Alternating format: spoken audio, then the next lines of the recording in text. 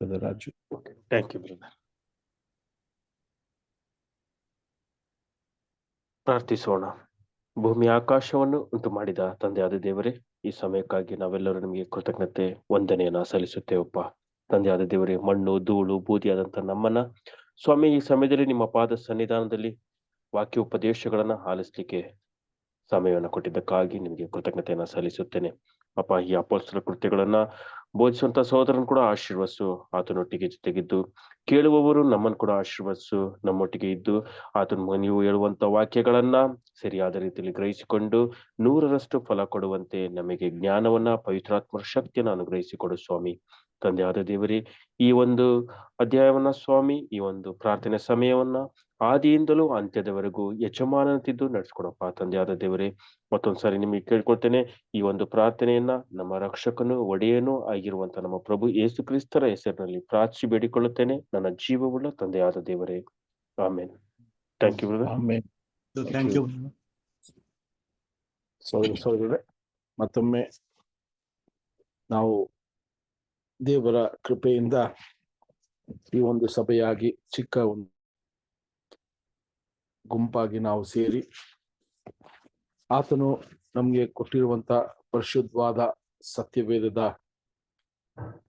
ವಾಕ್ಯಗಳನ್ನ ಮತ್ತೆ ಪರಿಶೀಲನೆ ಮಾಡಿ ನಮ್ಮ ಒಂದು ಆತ್ಮಿಕ ಜೀವನಕ್ಕೆ ಬೇಕಾಗಿರುವಂತ ಒಂದು ಆಹಾರವನ್ನ ದೇವರು ಈ ದಿನದಲ್ಲೂ ಕೂಡ ನಮಗೆ ದಯಪಾಲಿಸ್ತಾರೆ.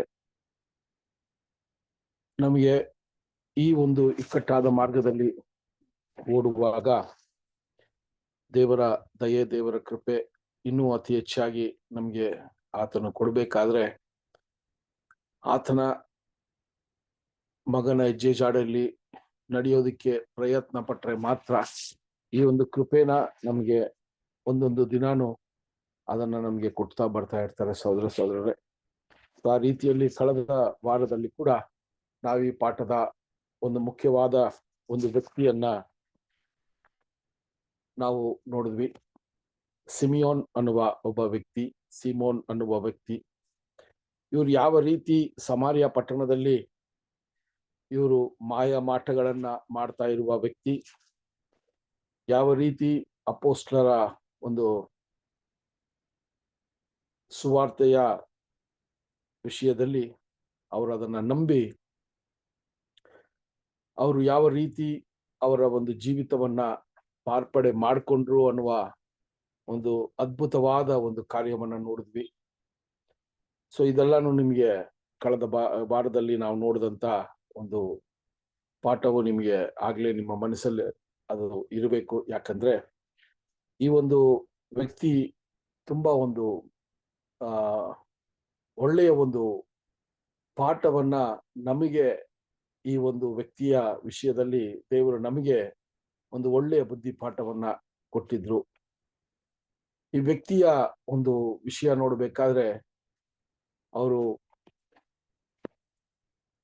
ಕ್ರಿಸ್ತನನ್ನ ಸ್ವೀಕಾರ ಮಾಡೋದಕ್ಕಿಂತ ಮುಂಚೆನೆ ಇವರು ತುಂಬಾ ಒಂದು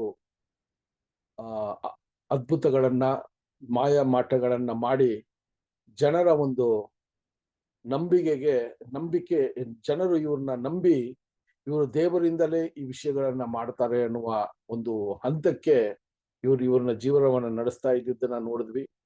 ಸೊ ಆ ರೀತಿ ಇರುವ ವ್ಯಕ್ತಿ ಯಾವ ರೀತಿ ಇರ್ತಾರೆ ಅಂದ್ರೆ ಸಹೋದರರೇ, ಯಾವ ರೀತಿ ಇರ್ತಾರೆ ಅಂತ ನೋಡ್ಬೇಕಾದ್ರೆ ಹಣವಂತರಾಗಿರ್ತಾರೆ, ತುಂಬಾ ಒಂದು ಹೆಸರುವಾಸಿಯ ಒಂದು ವ್ಯಕ್ತಿಯಾಗಿರ್ತಾರೆ. ಆ ರೀತಿಯ ವ್ಯಕ್ತಿಗಳು ಸಾಮಾನ್ಯವಾಗಿ ಅವರು ಈ ರೀತಿಯ ಒಂದು ಬದಲಾವಣೆಗಳಿಗೆ ಬರೋದಿಕ್ಕೆ ತುಂಬಾ ಸಾಧ್ಯತೆಗಳು ಕಡಿಮೆ. ಯಾಕಂದ್ರೆ ಅವರು ಮಾಡ್ತಾ ಇರೋ ವಿಷಯನೇ ಅವ್ರಿಗೆ ಶ್ರೇಷ್ಠವಾಗಿರ್ತದೆ, ಅದೇ ಸರಿಯಾದಿದ್ದು ಅಂತ ಅವರು ಅವರ ಜೀವನವನ್ನ ಅದರಲ್ಲೇ ನಡೆಸ್ತಾ ಇರ್ತಾರೆ. ನಾವು ಸಾಮಾನ್ಯವಾಗಿ ಈ ಲೋಕದಲ್ಲಿ ನೋಡ್ತೀವಿ ಎಷ್ಟೋ ಜನ. ಆದ್ರೆ ಸಹೋದರರೇ, ಈ ವ್ಯಕ್ತಿಯ ವಿಶೇಷತೆ ಏನು ಅಂದ್ರೆ ಆ ಒಂದು ಸಮಯದಲ್ಲಿ ಸುವಾರ್ತೆ ಸಮಾರ್ಯ ಪಟ್ಟಣಕ್ಕೆ ಅಥವಾ ಅನ್ಯ ಜನರಾಗಿ ಪರಿಗಣಿಸಲ್ಪಡುವಂತ ಈ ಒಂದು ಸಮಾರ್ಯ ಪಟ್ಟಣದಲ್ಲಿ ಈ ಸುವಾರ್ತೆ ಬಂದಾಗ ಸಹೋದರರೇ, ಅಲ್ಲಿ ನಾವು ನೋಡಿದ್ವಿ ಯಾವ ರೀತಿ ಈ ಸುವಾರ್ತೆ ಬಂತು ಅಂತ ನೋಡ್ಬೇಕಾದ್ರೆ, ಯೆರೂಸಲೇಮಲ್ಲಿ ನಡೆದ ಒಂದು ಗೊಂದಲಗಳು, ಆ ಸಮಯದಲ್ಲಿ ಕ್ರೈಸ್ತರು ನಾನಾ ಕಡೆ ಚದುರೋದ್ರು. ಅದರಲ್ಲಿ ಚದುರಿದ ಒಂದು ವ್ಯಕ್ತಿನೇ ಫಿಲಿಪ ಅಂತ ನೋಡಿದ್ವಿ. ಈ ಫಿಲಿಪನು ಸಮಾರ್ಯ ಪಟ್ಟಣಕ್ಕೆ ಬಂದು ಆತನ ಸುವಾರ್ತೆಯನ್ನ ಸಾರ್ತಾ ಇರುವಾಗ ಈ ಒಂದು ವಿಷಯಗಳು ನಡೀತದೆ ಅಂತ ನೋಡ್ತೀವಿ. ಸೊ ಅಲ್ಲಿ ಆತನು ಅನೇಕ ಅದ್ಭುತಗಳನ್ನ ಮಾಡಿ, ಅನೇಕ ವಿಶೇಷವಾದ ಕಾರ್ಯಗಳನ್ನ ದೇವರ ಕೃಪೆಯಿಂದ, ಯೇಸು ಕ್ರಿಸ್ತನಿಂದಲೇ ಮಾತ್ರ ಇದು ಸಾಧ್ಯ ಅಂತ ಹೇಳಿ ಅದನ್ನ ಮಾಡ್ತಾ ಇರುವಾಗ, ಪವಿತ್ರಾತ್ಮನ ಒಂದು ವರವು ಅವ್ರಿಗೆ ಬೇಕಾಗಿರೋದ್ರಿಂದ ಪೇತ್ರನು ಮತ್ತೆ ಯೋಹಾನನು ಅಲ್ಲಿ ಬರುವ ಒಂದು ವಿಷಯ ಕೂಡ ನಾವು ನೋಡಿದ್ವಿ. ಸೊ ಆ ಸಮಯದಲ್ಲೇ ಈ ಘಟನೆ ನಡೀತದೆ. ಸೀಮೋನ್ ಯಾವ ರೀತಿ ಬಂದು ಹಣ ಕೊಟ್ಟು ಆ ಒಂದು ವಿಶೇಷವಾದ ಪವಿತ್ರಾತ್ಮನ ಒಂದು ಶಕ್ತಿಯನ್ನ ಪಡ್ಕೊಳ್ಳೋದಕ್ಕೆ ಅವರು ಪ್ರಯತ್ನ ಮಾಡ್ತಾರೆ. ಪೇತ್ರನು ಯಾವ ರೀತಿ ಆತನನ್ನ ಗದರಿಸ್ತಾರೆ.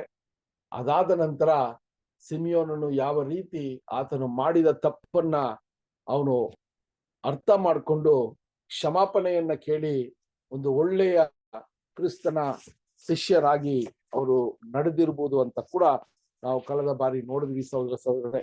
ಸೊ ಈ ರೀತಿಯಲ್ಲಿ ನಾವು ಕೂಡ ಈ ಸತ್ಯದ ಬೆಳಕಿಗೆ ಪ್ರಾರಂಭಕ್ಕೆ ಬರುವಾಗ ನಾನಾ ರೀತಿಗಳಲ್ಲಿ ನಾವು ದೇವರನ್ನ ಪೂಜಿಸ್ತಿರ್ತೀವಿ. ನಾನಾ ಒಂದು ಪಂಗಡಗಳಲ್ಲಿ ನಾವು ವಿಶೇಷವಾದ ಒಂದು ಸ್ಥಾನಮಾನವನ್ನ ಪಡೆದಿರ್ತೀವಿ.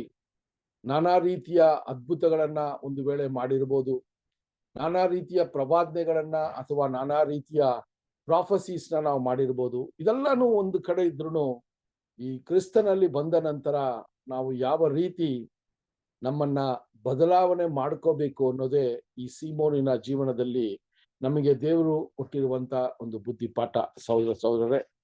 ಆ ರೀತಿಯಲ್ಲಿ ಕಳೆದ ಬಾರಿ ನಾವು ನಿಲ್ಲಿಸಿದಾಗ ಈಗ ಇನ್ನೊಂದು ಘಟನೆಯನ್ನ ನಮ್ಮ ಮನಸ್ಸಿಗೆ ತರ್ತಾರೆ.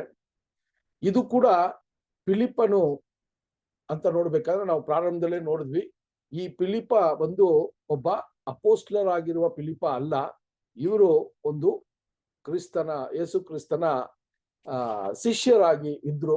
ಇವರು ಕೂಡ ವಿಶೇಷವಾಗಿ ಯೇಸು ಕ್ರಿಸ್ತನ ಒಂದು ಜೊತೆಯಲ್ಲಿ ಇದ್ದು ಶಿಷ್ಯನಾಗಿ ಇದ್ದಿರೋದಕ್ಕೆ ಸಾಧ್ಯ ಅಂತ ಕೂಡ ನೋಡಿದ್ವಿ. ಯಾಕಂದ್ರೆ ನಮ್ಗೆ ಅನೇಕ ವಚನಗಳು ಅದಕ್ಕೆ ಆಧಾರವಾಗಿ ನಾವು ನೋಡಿದ್ವಿ, ಕಳೆದ 1-2-3 ಪಾಠಗಳಲ್ಲೇ ನೋಡಿದ್ವಿ. ಸೊ ಹಂಗಿರುವಾಗ ಈಗ ಮತ್ತೆ ಫಿಲಿಪ್ಪನನ್ನ ಈಗ ಆತನು ಮಾಡಿದ ಇನ್ನೊಂದು ಸುವಾರ್ತೆಯ ವಿಷಯವನ್ನ ಇಲ್ಲಿ ನಮಗೆ ಈ ದಿನದಲ್ಲಿ ತಿಳಿಸ್ತಾ ಇದ್ದಾರೆ. ಇಲ್ಲೆಲ್ಲಿ ಪ್ರಾರಂಭ ಮಾಡ್ತೀವಿ ಅಂತ ನೋಡ್ಬೇಕಾದ್ರೆ ಸಹೋದರರೇ, ಅಪೋಸ್ಟ್ಲರ ಕ್ರಿಯೆಗಳು 8ನೇ ಅಧ್ಯಾಯ 26ನೇ ವಚನದಿಂದ ಈ ದಿನದ ಪಾಠವನ್ನ ಪ್ರಾರಂಭ ಮಾಡೋಣ. ಅಪೋಸ್ಟ್ಲರ ಕ್ರಿಯೆಗಳು 8ನೇ ಅಧ್ಯಾಯ 26ನೇ ವಚನ. ಅಷ್ಟರಲ್ಲಿ ಕರ್ತನ ದೂತನು ಫಿಲಿಪ್ಪನಿಗೆ, ನೀನು ಎದ್ದು ದಕ್ಷಿಣ ಕಡೆಗೆ ಯೆರೂಸಲೇಮ್ ರಾಜ್ಯಕ್ಕೆ ಹೋಗುವ ದಾರಿಯಲ್ಲಿ ಹೋಗು, ಅದು ಅಡವಿ ಎಂದು ಹೇಳಿದನು. ಸರಿ. ಸೊ ಈಗ ಈ ಒಂದು ಸೀಮೋನನ ಒಂದು ವಿಷಯವನ್ನ ಅಲ್ಲಿ ಹೇಳ್ತಾ ಬರ್ತಾ ಇದ್ದಾರೆ.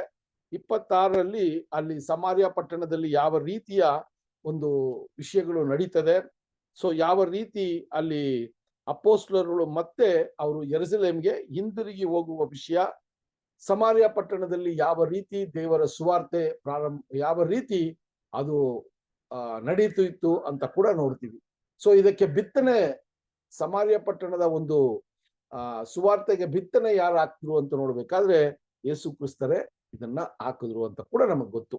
ಆ ಸಮಾರ್ಯ ಸ್ತ್ರೀ ಬಾವಿ ಹತ್ರ ಯೇಸು ಕ್ರಿಸ್ತನನ್ನ ಪ್ರಶ್ನಿಸಿದಾಗ ಅವರು ಆ ಸುವಾರ್ತೆಯನ್ನ ಅಲ್ಲಿ ಕೊಟ್ರು ಅಂತ ಕೂಡ ನೋಡ್ತೀವಿ. ಅದರ ಒಂದು ಅಡಿಯಲ್ಲೇನೆ ಅಪೋಸ್ಟ್ಲರು ಕೂಡ ಆ ಸಮಾರ್ಯ ಪಟ್ಟಣಕ್ಕೆ ಅಂತ ನೋಡ್ಬೇಕಾದ್ರೆ ನಾರ್ದರ್ನ್ ಇಸ್ರಾಯೇಲ್ ಅಲ್ವಾ, ಇಲ್ಲಿ ಇಸ್ರೇಲ್ ಬಂದು ಎರಡಾಗಿ ಅಲ್ಲಿ ವಿಂಗಡಣೆ ಆಗಿತ್ತು ಅಲ್ವಾ. ಒಂದು ಯೂದ ಪಟ್ಟಣಗಳು ಅಥವಾ ಸೌತ್ ಅಲ್ಲಿರೋದು ಯೂದ ಅಂತೀವಿ, ನಾರ್ತ್ ಅಲ್ಲಿರೋದನ್ನ ಇಸ್ರಾಯೇಲ್ ಅಂತ. ಆ ನಾರ್ತ್ ಅಲ್ಲಿ ಇರುವ ಇಸ್ರಾಯೇಲ್ಗೆ ಒಂದು ಕ್ಯಾಪಿಟಲ್ ಸಿಟಿನ ಈ ಸಮಾರ್ಯ. ಸೊ ಈ ಸಮಾರ್ಯ ಅಂತ ಹೇಳುವಾಗ ಇವ್ರು ಯಾರು ಅಂತ ಕೂಡ ನಾವು ಹಿಂದೆ ಕ್ಲಾಸಸ್ ಅಲ್ಲಿ ನೋಡಿದ್ವಿ. ಇವರು ಅರ್ಧ ಯಹೂದ್ಯರು, ಅರ್ಧ ಅನ್ಯ ಜನರು. ಸೊ ಇವರು ಸಂಪೂರ್ಣವಾಗಿ ಯಹೂದ್ಯರ ಒಂದು ವಿಷಯಗಳ ಮೇಲೆ ಪಾಲನೆ ಮಾಡಲ್ಲ. ಇವರು ಅನ್ಯ ಜನರ ಒಂದು ನಂಬಿಕೆಯನ್ನ ಕೂಡ ಇವರು ಇಟ್ಟು ಅವರು ಬದುಕ್ತಾ ಇರುವ ಒಬ್ಬ ವ್ಯಕ್ತಿಯಾಗಿದ್ರು. ಅದರಿಂದಾನೇ ಇವರು ಯೇಸು ಕ್ರಿಸ್ತನ ಕಾಲ ಸಮಯದಿಂದಲೇ ಈ ರೀತಿಯ ಜನರಿದ್ರು. ಅದಕ್ಕೆ ಅವರು ಸಮಾರಿಯಾಗೆ ನೀವು ಹೋಗಬೇಡಿ ಅಂತ ಹೇಳುವಾಗ ಸುವಾರ್ತೆ ಸಮಾರಿಯಾಗೆ ಕೊಡೋದಕ್ಕೆ ಇನ್ನ ಟೈಮು ಅಥವಾ ಸಮಯ ಬಂದಿರ್ಲಿಲ್ಲ. ಆದ್ರೆ ಈಗ ಈ ಒಂದು ಸುವಾರ್ತೆಯು ಸಮಾರ್ಯ ಪಟ್ಟಣಕ್ಕೆ ಕೂಡ ಹೋಗೋದಕ್ಕೆ ದೇವರು ದಯಪಾಲಿಸಿದ್ರು ಅಂತ ಕೂಡ ನಾವು ನೋಡ್ತೀವಿ ಸಹೋದರ ಸಹೋದರರೇ. ಸೊ ಆ ರೀತಿ ಇರುವಾಗ ಈಗ ಫಿಲಿಪ್ಪನನ್ನ ಮತ್ತೆ ಇನ್ನೊಂದು ಒಂದು ಸುವಾರ್ತೆಯ ವಿಷಯವನ್ನ ಫಿಲಿಪ್ಪನು ಮಾಡೋದನ್ನ ಇಲ್ಲಿ ನಮಗೆ ರೆಕಾರ್ಡ್ ಮಾಡಿದ್ದಾರೆ. ಸೊ ಈ ಫಿಲಿಪ್ಪನ ವಿಷಯದಲ್ಲಿ ನಾವು ನೋಡ್ಬೇಕಾದ್ರೆ ಇದೇ ಒಂದು ಅಧ್ಯಾಯದಲ್ಲಿ 4 ರಿಂದ 7 ವಚನಗಳು ಈತನ ಬಗ್ಗೆ ನಮ್ಗೆ ಮಾಹಿತಿ ಸಿಕ್ತು. ಅದೊಂದ್ಸರಿ ಓದ್ಬಿಡೋಣ. 8ನೇ ಅಧ್ಯಾಯ 4 ರಿಂದ 7 ವಚನಗಳು.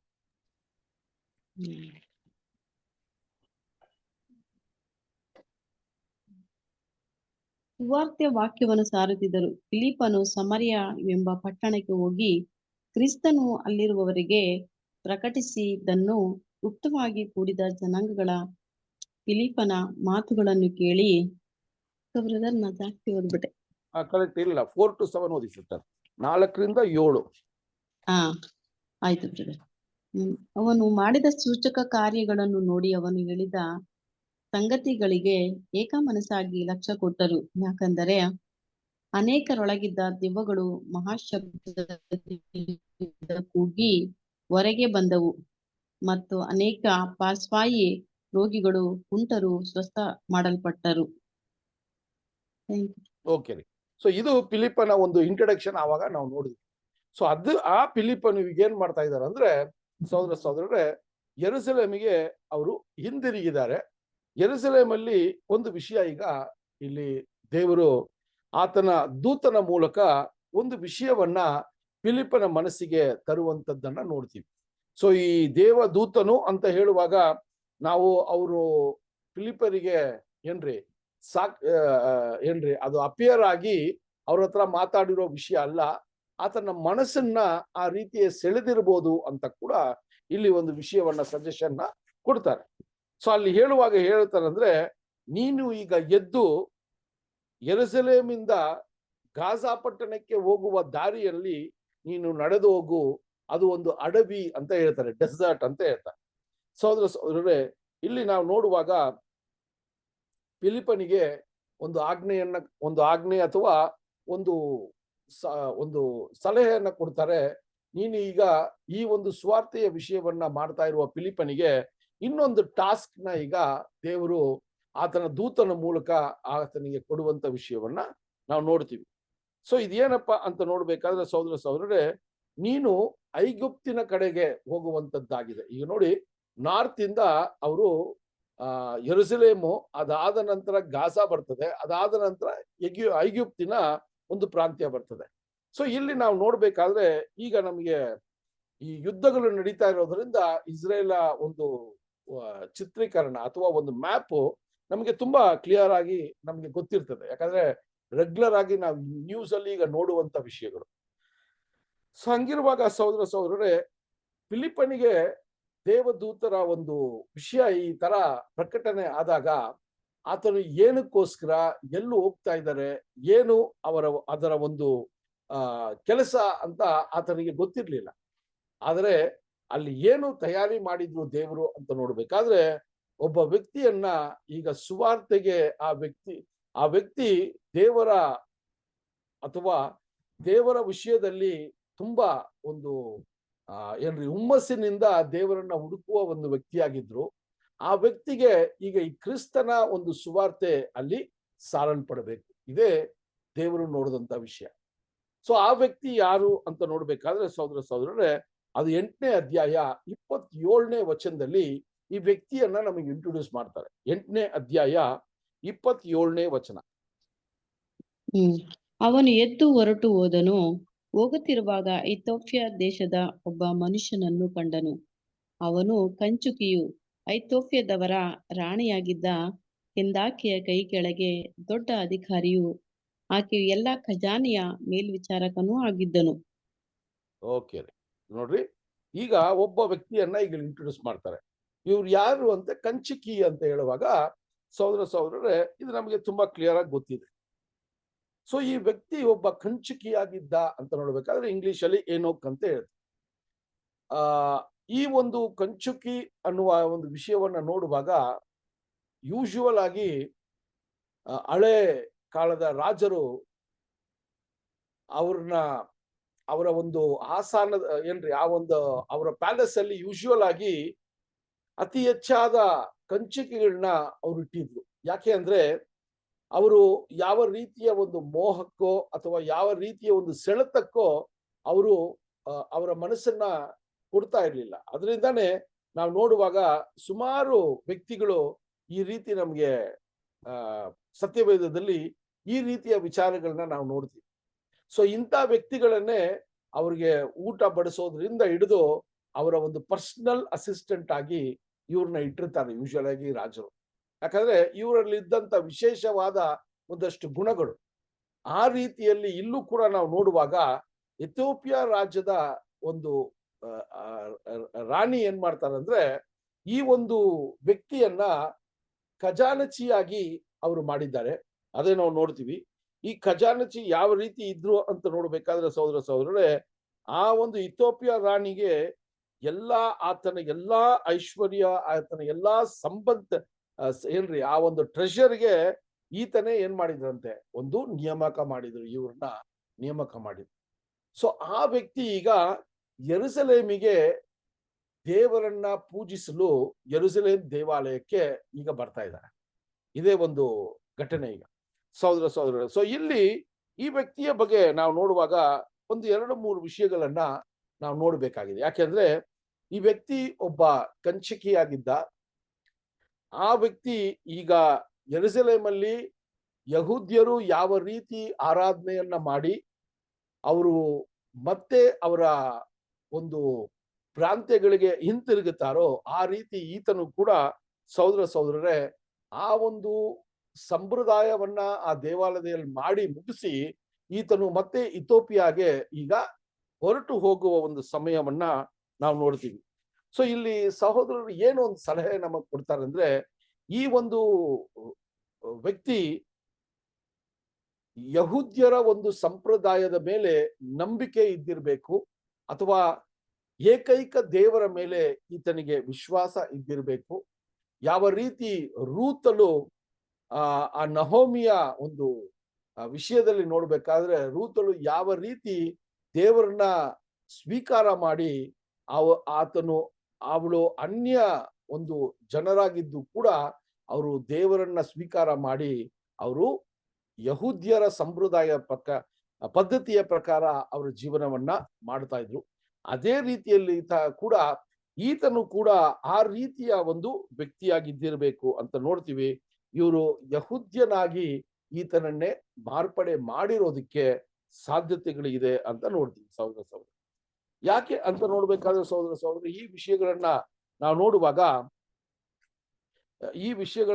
ನೋಡುವಾಗ ಸಹೋದರರೇ ಯೋಚನೆ ಮಾಡಿ, ಈ ವ್ಯಕ್ತಿ ಒಂದು ದೇಶದ ಎಥಿಯೋಪಿಯಾ ದೇಶದ ಒಂದು ರಾಣಿಗೆ ಖಜಾನಚಿ ಅಂತ ಹೇಳ್ಬೇಕಾದ್ರೆ ಇವನು ಸಾಮಾನ್ಯವಾಗಿ ಈತನಿಗೆ ಇಷ್ಟು ದೀರ್ಘ ಕಾಲದ ಸಮಯ ಅಲ್ಲಿ ಏನ್ ಕೊಟ್ಟಿರಲಿ ಅವರು ಇಲ್ಲಿ ನೋಡ್ಬೇಕಾದ್ರೆ ಇಥಿಯೋಪಿಯಾ ಪಟ್ಟಣ ಬಂದು ಹತ್ತತ್ರ ಯೆರೂಸಲೇಮಿಗೂ ಆ ಪಟ್ಟಣಕ್ಕೂ 500 ಮೈಲಿ ದೂರ ಇತ್ತು ಅಂತ ಇಲ್ಲಿ ನಮಗೆ ಸಂಶೋಧನೆ ಹೇಳ್ತಾರೆ. 500 ಮೈಲಿ ದೂರ ಇದ್ದಿದ್ದು ಆ ಕಾಲ ಸಮಯದಲ್ಲಿ ಸುಮಾರು ದಿನ ಬೇಕಾಗಿತ್ತು ಅವರು ಬಂದು ಯೆರೂಸಲೇಮ್ಗೆ ಬಂದು ಮತ್ತೆ ಹೋಗಕ್ಕೆ. ಸೊ ಇಷ್ಟು ಕಾಲ ಅವಧಿಯನ್ನ ಆ ರಾಣಿ ಈತನಿಗೆ ದಯಪಾಲಿಸಿ ಈತನ ಒಂದು ಈ ಒಂದು ಯೆರೂಸಲೇಮಲ್ಲಿ ಬಂದು ದೇವರನ್ನ ಪೂಜಿಸಿ ದೇವರಿಗೆ ಆ ಒಂದು ನೈವೇದ್ಯವನ್ನ ಮಾಡಿ ಆತನು ಹೋಗೋದಿಕ್ಕೆ ಆತನಿಗೆ ಒಂದು ಅವಕಾಶ ಕೊಟ್ಟಿದ್ದಾರೆ. ಅಂದ್ರೆ ಈ ವ್ಯಕ್ತಿ ಎಂತ ಒಂದು ನಿಷ್ಠಾವಂತನಾದ ವ್ಯಕ್ತಿಯಾಗಿದ್ದಿರ್ಬೋದು ಆ ಒಂದು ಕಾಲ ಸಮಯದಲ್ಲಿ ಅಂತೂ ಕೂಡ ನಾವು ನಮ್ಮ ಆಲೋಚನೆಗೆ ತಂದುಕೋಬೇಕು ಸಹೋದರ. ಸೊ ಆ ರೀತಿಯ ಒಂದು ವಿಷಯವನ್ನ ನೋಡ್ಬೇಕಾದ್ರೆ ಸಹೋದರರೇ, ಆ ರೀತಿಯಲ್ಲಿ ಬರುವಾಗ ಈತನು ಯಾವ ಒಂದು ರೀತಿಯಲ್ಲಿ ಯೆರೂಸಲೇಮಿಗೆ ಬಂದಿದ್ರು ಅಂತ ನೋಡ್ಬೇಕಾದ್ರೆ, ಅಲ್ಲಿ ನೋಡ್ಬೇಕಾದ್ರೆ ಅವರು ರಾಜರ ತರ ಏನ್ರಿ ಚಾರಿಯಟ್ ಅಲ್ಲಿ ಬರ್ತಾ ಇದ್ರು, ಚಾರಿಯಟ್ ಅಲ್ಲಿ ಬಂದ ಅಂತ ಹೇಳ್ತಾರೆ. ಸೊ ಈ ಸಾಮಾನ್ಯವಾಗಿ ಒಬ್ಬ ವ್ಯಕ್ತಿ ಸ್ವಲ್ಪ ಹಣವಂತನಾಗಿದ್ರೆ ಕುದುರೆ ಸವಾರಿ ಮಾಡಬಹುದು ಅಂತ ನೋಡ್ತೀವಿ. ಆದ್ರೆ ಇಲ್ಲಿ ಒಬ್ಬ ವ್ಯಕ್ತಿ ಎಷ್ಟು ಒಂದು ಐಶ್ವರ್ಯವಂತನಾಗಿದ್ದ ಈ ವ್ಯಕ್ತಿ ಅಂದ್ರೆ, ಆ ಒಂದು ಸವಾರಿ ಆ ಚಾರಿಯಟ್ ಮೇಲೆ ರಾಜರು ಮಾಡುವ ಆ ಚಾರಿಯಟ್ ತರ ಇದ್ದಂತ ಒಂದು ಸವಾರಿಯಲ್ಲಿ ಈತನು ಯೆರೂಸಲೇಮಿಗೆ ಬಂದಿದ್ರು ಅಂತ ನೋಡ್ಬೇಕಾದ್ರೆ, ಇವರು ತುಂಬಾ ಐಶ್ವರ್ಯವಂತನಾಗಿದ್ದ ಅಂತ ಕೂಡ ನಾವು ನೋಡ್ತೀವಿ ಸಹೋದರರೇ. ಸೊ ಆ ರೀತಿಯ ವಿಚಾರಗಳನ್ನ ನೋಡ್ಬೇಕಾದ್ರೆ, ಈ ವಿಚಾರಗಳನ್ನ ನೋಡ್ಬೇಕಾದ್ರೆ ಸಹೋದರರೇ, ಈ ಒಂದು ಕಾರ್ಯದಲ್ಲಿ ಇನ್ನೊಂದು ಒಂದು ಇದೇ ರೀತಿಯ ಒಂದು ಘಟನೆಯನ್ನ ನಾವು ನೋಡುವಾಗ, ಸೊಲೊಮೋನ್ ರಾಜನ ಸಮಯದಲ್ಲಿ ಕೂಡ ಆ ಶೇಬಾ ರಾಣಿ ಆ ಸಾಲಮೋನಿನ ಒಂದು ಜ್ಞಾನವನ್ನ ನೋಡೋದಕ್ಕೆ ಅವರು ಬಂದ್ರು ಅಂತ ಕೂಡ ನಮಗೆ ಬರೆಯಲ್ಪಟ್ಟಿದೆ. ಅದೇ ರೀತಿ ಇಲ್ಲೂ ಕೂಡ ಸಹೋದರರೇ, ಈ ಒಂದು ದೂರ ದೇಶದಿಂದ ಯೆರೂಸಲೇಮ್ ಪಟ್ಟಣಕ್ಕೆ ಬಂದಂತ ಈ ವ್ಯಕ್ತಿ ಯಾವ ರೀತಿ ಇದ್ರು ಅಂತ ನೋಡ್ಬೇಕಾದ್ರೆ, ಅವರು ಯಹೂದ್ಯರ ಒಂದು ನಂಬಿಕೆಯಲ್ಲಿ ಅವರು ಇದ್ರು. ಅದರಿಂದ ಯಹೂದ್ಯರ ದೇವಾಲಯದ ಸಂಪ್ರದಾಯಗಳನ್ನ ಅವರು ಪಾಲನೆ ಮಾಡೋದಕ್ಕೆ ವರ್ಷಕ್ಕೆ 2 ಸರಿ ಯಹೂದ್ಯರು ಯೆರೂಸಲೇಮ್ ದೇವಾಲಯಕ್ಕೆ ಬರಬೇಕಾಗಿತ್ತು ವಿಶೇಷವಾಗಿ. ಸೊ ಆ ಒಂದು ಎಲ್ಲಾ ರೀತಿಯ ಒಂದು ಯಜ್ಞ ಹೋಮಗಳನ್ನ ಅರ್ಪಿಸೋದಕ್ಕೆ ಅವರು ಬರಬೇಕಾಗಿತ್ತು. ಆ ರೀತಿಯ ಒಂದು ಪಯಣವನ್ನ ಈತ ಮಾಡಿರ್ಬೇಕು ಅಂತ ಕೂಡ ನಾವು ನೋಡ್ತೀವಿ. ಇದರಲ್ಲಿ ತುಂಬಾ ವಿಶೇಷವಾದ ವಿಷಯ ಏನು ಅಂದ್ರೆ, ಈ ವ್ಯಕ್ತಿಯ ನಂಬಿಕೆ, ಈ ವ್ಯಕ್ತಿಯ ಒಂದು ಛಲ, ಒಂದು ಹುಮ್ಮಸ್ಸು ಯಾವ ರೀತಿ ಅಂತ ಇತ್ತು ಅಂತ ನೋಡ್ಬೇಕಾದ್ರೆ, 8ನೇ ಅಧ್ಯಾಯ 28ನೇ ವಚನವನ್ನ ಓದೋಣ. 8ನೇ ಅಧ್ಯಾಯ 28ನೇ ವಚನ. 28 ಅವನು ದೇವರ ಆರಾಧನೆಗೋಸ್ಕರ ಯೆರೂಸಲೇಮಿಗೆ ಬಂದು ಹಿಂದಿರುಗಿ ಹೋಗುವಾಗ ತನ್ನ ರಥದಲ್ಲಿ ಕೂತುಕೊಂಡು ಯೆಶಾಯ ಪ್ರವಾದಿಯ ಗ್ರಂಥವನ್ನು ಓದುತ್ತಿದ್ದನು. ನೋಡ್ರಿ ಸಹೋದರ, ಇದು ತುಂಬಾ ಹೈಲೈಟ್ ಆದ ವಿಷಯ. ನೋಡ್ರಿ, ಈಗ ಆತನು ಯೆರೂಸಲೇಮ್ಗೆ ಬಂದು ಹಿಂದಿರುಗುವಾಗ ಕೂಡ ಅವನು ಒಂದು ಐಶ್ವರ್ಯವಂತನಾಗಿದ್ದು, ಅವನು ತುಂಬಾ ಒಂದು ಪ್ರಬಲವಾದ ಒಂದು ಸ್ಥಾನದಲ್ಲಿ ಇದ್ದ ವ್ಯಕ್ತಿ. ಅವರು ತುಂಬಾ ರಿಲ್ಯಾಕ್ಸ್ಡ್ ಆಗಿರ್ಲಿಲ್ಲ ರೀ. ಯಾವ ರೀತಿ ಇದ್ರು ಅಂದ್ರೆ, ಆ ಚಾರಿಯಟ್ ಅಲ್ಲಿ ಅವರು ಹೋಗ್ತಾ ಇರುವಾಗ ಕೂಡ ನಾವು ನೋಡ್ತೀವಿ ಸಹೋದರರೇ, ಯೆಶಾಯನ ಒಂದು ಪುಸ್ತಕವನ್ನ ಆತನು ಓದ್ತಾ ಇದ್ರಂತೆ. ಯೋಚನೆ ಮಾಡಿ, ಎಂತ ಒಂದು ಎಕ್ಸಾಂಪಲ್ನ ನಮ್ಗೆ ಈ ಒಂದು ವ್ಯಕ್ತಿಯಿಂದ ನಮ್ಗೆ ಕೊಡ್ತಾರೆ ಅಂತ ನೋಡಿ. ಎಂತ ದೇವರ ಮೇಲೆ ಆತನಿಗೆ ಒಂದು ಭಯ ಭಕ್ತಿ, ದೇವರನ್ನ ನಾನು ಅರಿತುಕೋಬೇಕು ಅನ್ನುವ ಒಂದು ಛಲ. ಯಾಕೆ ಅಂತ ನೋಡ್ಬೇಕಾದ್ರೆ ಸಹೋದರರೇ, ಈ ವ್ಯಕ್ತಿ ಆ ಯೆಶಾಯ ಪುಸ್ತಕವನ್ನ ಓದ್ತಾ ಇದ್ರು ಅಂತ ನೋಡ್ಬೇಕಾದ್ರೆ, ನಾವು ಆ ಒಂದು ಪುಸ್ತಕವನ್ನ ನಾವು ಈಗ ನಮಗೆ ಸಿಕ್ಕಿರುವಂತ ಸತ್ಯವೇದದ ತರ ಆ ಸಮಯದಲ್ಲಿ ಸಿಗ್ತಾ ಇರ್ಲಿಲ್ಲ ಸಹೋದರರೇ. ಇದು ನಾವು ಆಲೋಚನೆ ಮಾಡುವಂತ ವಿಷಯ. ಈಗ ನಮ್ಗೇನಿಲ್ಲ, ಒಂದು 100 ರೂಪಾಯಿ ಕೊಟ್ರೆ ನಮಗೆ ಒಂದು ಸೆಕೆಂಡ್ ಹ್ಯಾಂಡ್ ಬೈಬಲ್ ಸಿಕ್ಬಿಡ್ತದೆ ಅಲ್ವಾ? ಯಾವ್ದಾದ್ರು ಒಂದು ಸೇಲ್ಗೆ ಹೋದ್ರೆ 100 ರೂಪಾಯಿ 50 ರೂಪಾಯಿಗೆಲ್ಲ ಒಂದು ಬೈಬಲ್ ಸಿಕ್ಬಿಡ್ತದೆ ನಮ್ಗೆ, ಒಳ್ಳೆ ಸೆಕೆಂಡ್ ಹ್ಯಾಂಡ್ ಬೈಬಲ್. ಆದ್ರೆ ಯೋಚನೆ ಮಾಡಿ, ಆ ಒಂದು ಕಾಲ ಸಮಯದಲ್ಲಿ ಯಾವುದೇ ರೀತಿಯ ಪುಸ್ತಕಗಳು ಇಲ್ಲದೆ ಇದ್ರು ಅವರು ಯಾವ ರೀತಿ ಆ ಚರ್ಮಗಳ ಮೇಲೆ ಬರಿತಾ ಇದ್ರು ಅಂತ ನೋಡ್ತೀವಿ. ಆ ಚರ್ಮಗಳ ಮೇಲೆ ಬರಿತಾ ಇರುವಂತ ಹಳೆ ಒಡன்பಡಿಕೆಯ ವಿಷಯವಾಗಿ ಅಥವಾ ಯಹೂದ್ಯರ ಪಿತೃಗಳ ವಿಷಯವಾಗಿ ಅಲ್ಲಿ ಬರೆದಿರುವಂತ ಎಲ್ಲಾ ಪುಸ್ತಕಗಳನ್ನು ಅಲ್ಲಿ ಏನ್ರ ಬರೆದಿದ್ರು ಅಂದ್ರೆ, ಆ ಒಂದು ಚರ್ಮಗಳ ಮೇಲೆ ಬರೆದಿದ್ರು ಅಂತ ನೋಡ್ತೀವಿ. ಆ ಚರ್ಮಗಳು ತುಂಬಾ ಏನ್ರಿ ಈಸಿಯಾಗಿ ಸಿಗ್ತಾ ಇರುವಂತ ಒಂದು ಬರವಣಿಗೆಗಳು ಇಲ್ಲ. ಅದು ವಿಶೇಷವಾಗಿ ಯೆರೂಸಲೇಮಲ್ಲಿ ದೇವಾಲಯದಲ್ಲಿ ಮಾತ್ರ ಆ ರೀತಿಯ ಒಂದು ವಿಷಯಗಳನ್ನ, ಆ ಒಂದು ಬರವಣಿಗೆಗಳನ್ನ, ಆ ಒಂದು ಚರ್ಮಗಳನ್ನ ಅವರಿಟ್ಟು ಕಾಪಾಡ್ತಾ ಇದ್ರು ಅಂತ ನೋಡ್ತೀವಿ. ತುಂಬಾ ಬೆಲೆ ಬಾಳುವಂತ ಒಂದು ವಸ್ತುವಾಗಿತ್ತು ಆವಾಗ ಅಲ್ವಾ? ಆ ಸಮಯದಲ್ಲೇ ಈ ವ್ಯಕ್ತಿ ತನ್ನ ಐಶ್ವರ್ಯವನ್ನ, ಆ ಒಂದು ಚರ್ಮವನ್ನ ಅವರು ಕೊಂಡುಕೊಳ್ಳುವ ಒಂದು ಪ್ರಯತ್ನವನ್ನ ಮಾಡಿದ್ರಲ್ಲ, ಇದು ಕೂಡ ನಾವು ನೋಡುವಂತ ವಿಷಯ ಸಹೋದರ ಸಹೋದರ ಅಲ್ವಾ. ಯಹೂದ್ಯರ ಒಂದು ಸಂಪ್ರದಾಯ, ಯಹೂದ್ಯರ ಒಂದು ನೀತಿ ಇದೆ, ಯಹೂದ್ಯರು ಯಜ್ಞಗಳನ್ನ ಸಮರ್ಪಿಸುವ ಒಂದು ವಿಷಯಗಳಿದೆ. ಇದೆಲ್ಲಾನು ಈತನು ಮಾಡ್ಬಿಟ್ಟು ವಾಪಸ್ ಬರೋದ್ರಲ್ಲಿ ಆತನಿಗೆ ಈಸಿ ಆಗಿತ್ತು ಅಲ್ವಾ. ಯಾಕಂದ್ರೆ ಒಬ್ಬ ದೊಡ್ಡ ವ್ಯಕ್ತಿ, ಆತನಿಗೆ ಅಂತ ತುಂಬಾ ಜವಾಬ್ದಾರಿಗಳಿತ್ತು, ಆತನಿಗೆ ಅಂತ ತುಂಬಾ ಸಂತೋಷಗಳು, ಅಥವಾ ಆತನಿಗೆ ಅಂತ ತುಂಬಾ ಕಂಫರ್ಟ್, ತುಂಬಾ ಏನ್ರಿ ಈ ಲೋಕದಲ್ಲಿ ಅವನು ಯಾವ ರೀತಿ ಆದ್ರೂ ಬದುಕ್ಬೋದಾಗಿತ್ತು. ಆದ್ರೆ ಆತನು ಎಷ್ಟು ಕಟ್ನಿಟ್ಟಾಗಿದ್ರು ಅಂತ ನೋಡ್ಬೇಕಾದ್ರೆ, ಆತನು ಇಷ್ಟು ದೂರದಿಂದ ಯೆರೂಸಲೇಮಿಗೆ ಬಂದು ಆ ಒಂದು ಯಜ್ಞ ಹೋಮಗಳನ್ನ ಮಾಡಿದ ನಂತರ ಕೂಡ ಆತನು ಬರಿಗೈಯಲ್ಲೋ ಆತನೇ ತುಂಬಾ ಒಂದು ರಿಲ್ಯಾಕ್ಸ್ಡ್ ಆಗಿ ಹೋಗಿಲ್ಲ. ಹೋಗುವಾಗ ಯೆಶಾಯನ ಪುಸ್ತಕವನ್ನ ಅವರು ಆಲೈಸ್ತಾ ಇದ್ರು ಅಂತ ಕೂಡ ನಾವು ನೋಡ್ತೀವಿ ಸಹೋದರ ಸಹೋದರರೇ. ಯೋಚನೆ ಮಾಡಿ, ಈ ವ್ಯಕ್ತಿಯ ಒಂದು ಛಲ ಯಾವ ರೀತಿ ಇತ್ತು ಅಂತ ಕೂಡ ನಾವು ನೋಡುವಂತದ್ದಾಗಿದೆ. ಆ ರೀತಿಯ ಸ್ಕ್ರಾಲ್ಸ್ ಅಲ್ಲಿ ಆವಾಗ ಈ ಒಂದು ಅವರ ಒಂದು ಇತಿಹಾಸಗಳು ಬರೆಯಲ್ಪಟ್ಟಿತ್ತು ಅಲ್ವಾ. ಆ ಇತಿಹಾಸಗಳು ನಾವು ನೋಡಿದಾಗ ಅಬ್ರಾಮನಿಂದ ಈ ಇತಿಹಾಸಗಳನ್ನೆಲ್ಲ ಬರೆಯಲ್ಪಟ್ಟಿರುವ ಒಂದು ಆ ಚರ್ಮದ ಮೇಲೆ ಆ ಒಂದು ಬರವಣಿಗೆಗಳು ಇದ್ದಿರೋದೇ ಅದು ಕಾಲಕ್ರಮೇಣ ನಾವು ಸತ್ಯವೇದವು ಈ ದಿನದಲ್ಲಿ ನಮ್ಮ ಕೈಯಲ್ಲಿದೆ ಅಂದ್ರೆ ಅದಕ್ಕೂ ಅದೇ ಮೂಲ ಕಾರಣವಾಗಿತ್ತು ಅಂತ ಕೂಡ ನೋಡ್ತೀವಿ. ದೇವರು ಯಾವ ರೀತಿ ಆತನ ಒಂದು ಇತಿಹಾಸವನ್ನ, ಆತನ ವಾಕ್ಯಗಳನ್ನ ಯಾವ ರೀತಿ ಕಾಪಾಡಿ ಈ ಕೊನೆಯ ಕಾಲ ತನಕ ಅದನ್ನ ತಂದಿದ್ದಾರೆ ಅಂದ್ರೆ ಅದು ದೇವರ ಒಂದು ವಿಶೇಷವಾದ ಒಂದು ಆಶ್ಚರ್ಯಕರವಾದ ಒಂದು ವಿಷಯ ಅಂತ ಕೂಡ ನಾವು ನೋಡ್ಬೇಕು ಸಹೋದರ ಸಹೋದರರು. ಈಗ ನಮ್ಗೆ ಈ ಸತ್ಯವೇದವು ತುಂಬಾ ಈಸಿಯಾಗಿ ನಮ್ ಕೈಗೆ ಸಿಗತ್ತೆ. ಆದ್ರೆ ಆ ಸಮಯದಲ್ಲಿ ಆ ರೀತಿ ಇರ್ಲಿಲ್ಲ ಅಂತ ಕೂಡ ನಾವು ನೋಡ್ಬೇಕಾಗಿದೆ. ಸೊ ಆ ರೀತಿಯ ವಿಚಾರಗಳನ್ನ ನೋಡ್ಬೇಕಾದ್ರೆ ಸಹೋದರ ಸಹೋದರರೇ, ಈ ಒಂದು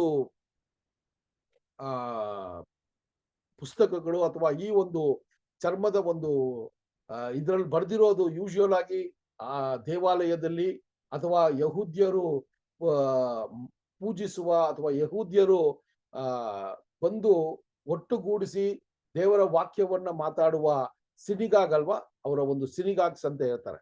ಅವರು ಕೂಡಿ ಬಂದು ದೇವರ ವಾಕ್ಯ ಮೇಲೆ ಚರ್ಚೆ ಮಾಡುವಂತ ಒಂದು ಜಾಗ ಇತ್ತು. ದೇವಾಲಯ ಒಂದ್ ಕಡೆ ಇದ್ರು ಅವರು ಕೂಡಿ ಬಂದು ಚರ್ಚೆ ಮಾಡುವ ಒಂದು ವಿಷಯ, ಅದನ್ನ ಇಂಗ್ಲಿಷ್ ಅಲ್ಲಿ ಸಿನಿಗಾಗ್ ಅಂತ ಹೇಳ್ತಾರೆ. ಸೊ ಈ ರೀತಿಯ ಒಂದು ಜಾಗದಲ್ಲಿ ಮಾತ್ರ ಆ ಒಂದು ಏನ್ರಿ ಆ ಬರವಣಿಗೆಗಳಿತ್ತು. ಅದನ್ನ ಈತರು ಎಷ್ಟು ಹಣವನ್ನ ಕೊಟ್ಟು ಅದನ್ನ ತಗೊಂಡ್ರು ಅಂತ ನಮಗ್ ಗೊತ್ತಿಲ್ಲ ಸಹೋದರ ಸಹೋದರರೇ. ಆದ್ರೆ ಅದನ್ನ ತಗೊಂಡು ಆತನು ಈ ಒಂದು ಓದ್ತಾ ಇರೋದನ್ನ ನಾವು ನೋಡ್ತೀವಿ ಸಹೋದರ ಸಹೋದರರೇ. ಸಂಗಿರುವಾಗ ಈಗ ಫಿಲಿಪ್ಪನಿಗೆ ಅಲ್ಲಿ ಪವಿತ್ರಾತ್ಮನ ಒಂದು ಶಕ್ತಿಯಿಂದ ಆತನಿಗೆ ಒಂದು ಮನಸ್ಸನ್ನ ಕೊಟ್ಟಿರುವ ಆ ಒಂದು ಕಾರ್ಯವನ್ನ ನೋಡುವಾಗ, ಈ ವ್ಯಕ್ತಿಗೆ ಈಗ ಸುವಾರ್ತೆಯನ್ನ ಸಾರಬೇಕು ಅಂತಾನೆ ಈ ಫಿಲಿಪ್ಪನಿಗೆ ಅವರು ಯೆರೂಸಲೇಮಿನಿಂದ ಐಗುಪ್ತ ಕಡೆ ಹೋಗುವ ದಾರಿಗೆ ನೀನು ಹೋಗುವ ಅಡವಿ ಕಡೆ ಅಂತ ಅಲ್ಲಿ ಒಂದು ವಿಷಯ ನಡೀತು ಅಂತ ನೋಡ್ತೀವಿ.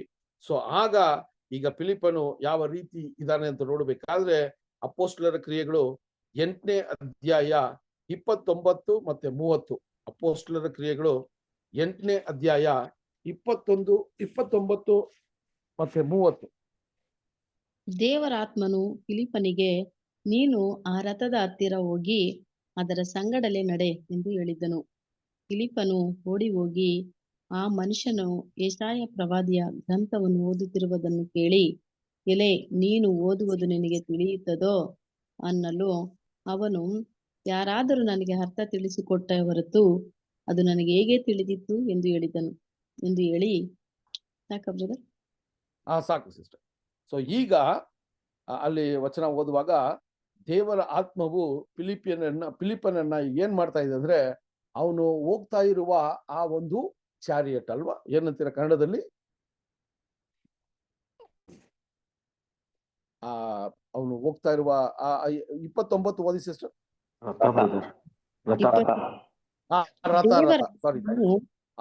ಆ ರಥದಲ್ಲಿ ಅವ್ರು ಹೋಗ್ತಾ ಇರುವಾಗ ಸಹೋದರ ಸಹೋದರರೇ, ಅಲ್ಲಿ ನಾವು ನೋಡುವಾಗ ಆ ರಥದಲ್ಲಿ ಅವ್ರು ಹೋಗ್ತಾ ಇರುವಾಗ ಇಲ್ಲಿ ಫಿಲಿಪಿಯನಿಗೆ ಏನು ಒಂದು ವಿಶೇಷವಾದ ಒಂದು ಕಾರ್ಯವನ್ನ ದೇವರು ಆತನ ಮನಸ್ಸಲ್ಲಿ ಕೊಡ್ತಾರಂದ್ರೆ, ನೀನು ಆ ವ್ಯಕ್ತಿಯ ಹಿಂದೆ ಓಡೋಗಿ, ಯಾಕಂದ್ರೆ ಈಗ ಆ ವ್ಯಕ್ತಿ ಫಿಲಿಪಿಯನ್ನಿಂದ ಫಿಲಿಪ ಇದ್ದಿದ್ದ ಕಡೆಯಿಂದ ಸ್ವಲ್ಪ ದೂರ ಹೋಗ್ಬಿಟ್ರು ಮುಂದೆ, ಫಿಲಿಪನ್ ನೋಡಿಲ್ಲ. ಆದ್ರೆ ಈಗ ಫಿಲಿಪನಿಗೆ ದೇವರ ಆತ್ಮವು ಏನ್ ತಿಳಿಸ್ತಾ ಇದ್ದಾರೆ ಅಂದ್ರೆ, ಅವರು ಅವರು ಅವರು ಆತನನ್ನ ಹಿಂಬಾಲಿಸಿ ಓಡೋಗಿ ಆತನ ಜೊತೆ ನೀನು ಮಾತಾಡು ಅಂತ ಹೇಳುವಂತ ವಿಷಯವನ್ನ ನೋಡ್ತೀವಿ ಸಹೋದರ. ಸೊ ಆ ರೀತಿ ಇರುವಾಗ ಇಲ್ಲಿ ನಾವು ನೋಡ್ತೀವಿ, ಫಿಲಿಪನು ಈಗ ಓಡಿ ಆ ಒಂದು ರಥದ ಹತ್ರ ಹೋಗಿ ಆ ಒಂದು ಕಂಚಿಕಿಗೆ ಒಂದು ಪ್ರಶ್ನೆಯನ್ನ ಹಾಕ್ತಾರೆ. ಏನ್ ಪ್ರಶ್ನೆ ಅಂತ ಹಾಕ್ತಾರೆ ಅಂದ್ರೆ, ನೀನು ಈಗ ಯೆಶಾಯ ಪ್ರವಾದಿಯ ಪುಸ್ತಕದಿಂದ ಒಂದಷ್ಟು ವಿಷಯಗಳನ್ನ ಓದ್ತಾ ಇದೀಯಾ, ಇದು ನಿನಗೆ ಅರ್ಥ ಆಗ್ತಾ ಇದೆಯಾ ಅಂತ ಒಂದು ಪ್ರಶ್ನೆಯನ್ನ ಹಾಕ್ತಾರೆ ಸಹೋದರ. ಸೊ ಇಲ್ಲಿ ಆ ಕಂಚಿಕೆಗೆ ಒಂದು ವಿಶ್ವಾಸ ಅಥವಾ ಒಂದು ಏನ್ರಿ ಒಂದು ಪ್ರಶ್ನೆ ಬರಬೇಕು ಅಂದ್ರೆ, ಒಂದು ವಿಷಯ ಮುಟ್ಬೇಕಾದ್ರೆ ಒಂದು ಪ್ರಶ್ನೆಯನ್ನ ಹಾಕ್ತಾರೆ ಇವರು. ನೀನೀಗ ಯೆಶಾಯ ಪ್ರವಾದಿಯ ಪುಸ್ತಕವನ್ನ ಜೋರಾಗಿ ಓದ್ಕೊಂಡು ಹೋಗ್ತಾ ಇದೀಯಾ, ಆ ಓದ್ಕೊಂಡು ಹೋಗುವಾಗ ಆ ವಿಷಯ ನಿನಗೆ ಅರ್ಥ ಆಗ್ತಾ ಇದೆಯಾ, ನಿನಗೆ ಏನಾದ್ರೂ ಆ ಒಂದು ಪ್ರವಾದನೆ ಯಾರಿಗೆ ಹೇಳಿರೋದು ಅಂತ ನಿನಗೆ ಅರ್ಥ ಆಗ್ತಾ ಇದೆಯಾ ಅಂತ ಒಂದು ಪ್ರಶ್ನೆಯನ್ನ ಹಾಕ್ತಾರೆ ಸಹೋದರ. ಸೊ ಇಲ್ಲಿ ಫಿಲಿಪನ ವಿಷಯವನ್ನ ನೋಡುವಾಗ ಇಲ್ಲಿ ನಾವು ಬಂದು ಈ ಪವಿತ್ರಾತ್ಮನು ಯಾವ ರೀತಿ ಫಿಲಿಪನನ್ನ ನಡೆಸ್ತಾ ಇದ್ದಾರೆ ಅನ್ನೋದನ್ನ ನಮ್ಗೆ ಈಗ ನಾವು ಒಂದು ಊಹೆ ಮಾಡಬಹುದು ಅಷ್ಟೇ. ಒಂದು ವೇಳೆ ಆತನ ಹೃದಯದಲ್ಲಿ ಒಂದು ವಿಷಯವನ್ನ ತಿಳಿಸಿ ಆ ವಿಷಯವನ್ನ ಮಾಡುವಂತ ಆತನನ್ನ ಪ್ರಚೋದಿಸ್ತಾ ಇದ್ದಾರಾ? ಸೊ ಈ ರೀತಿಯ ಒಂದು ವಿಷಯವನ್ನ ನಾವು ಅರ್ಥ ಮಾಡ್ಕೋಬೇಕು ಸಹೋದರ. ಸೊ ಆ ರೀತಿಯ ವಿಷಯಗಳನ್ನ ನೋಡ್ಬೇಕಾದ್ರೆ ಅವರ ಉದ್ದೇಶ ಏನು ಅಂತ ಈಗ ಫಿಲಿಪನಿಗೆ ಅರ್ಥ ಆಯ್ತು. ಆ ದೂತನು ಆತನನ್ನ ಏನಕ್ಕೋಸ್ಕರ ಅವರು ಈ ಕಡೆ ಹೋಗ್ಬೇಕು ಅಂತ ಇದಕ್ಕೆ ಐಗುಪ್ತನ ಕಡೆ ಓಡೋಗು ಅಂತ ಹೇಳೋದಿಕ್ಕೆ ಕಾರಣ ಏನು ಅಂದ್ರೆ, ಇದೇ ಕಾರಣವಾಗಿತ್ತು ಸಹೋದರರೇ.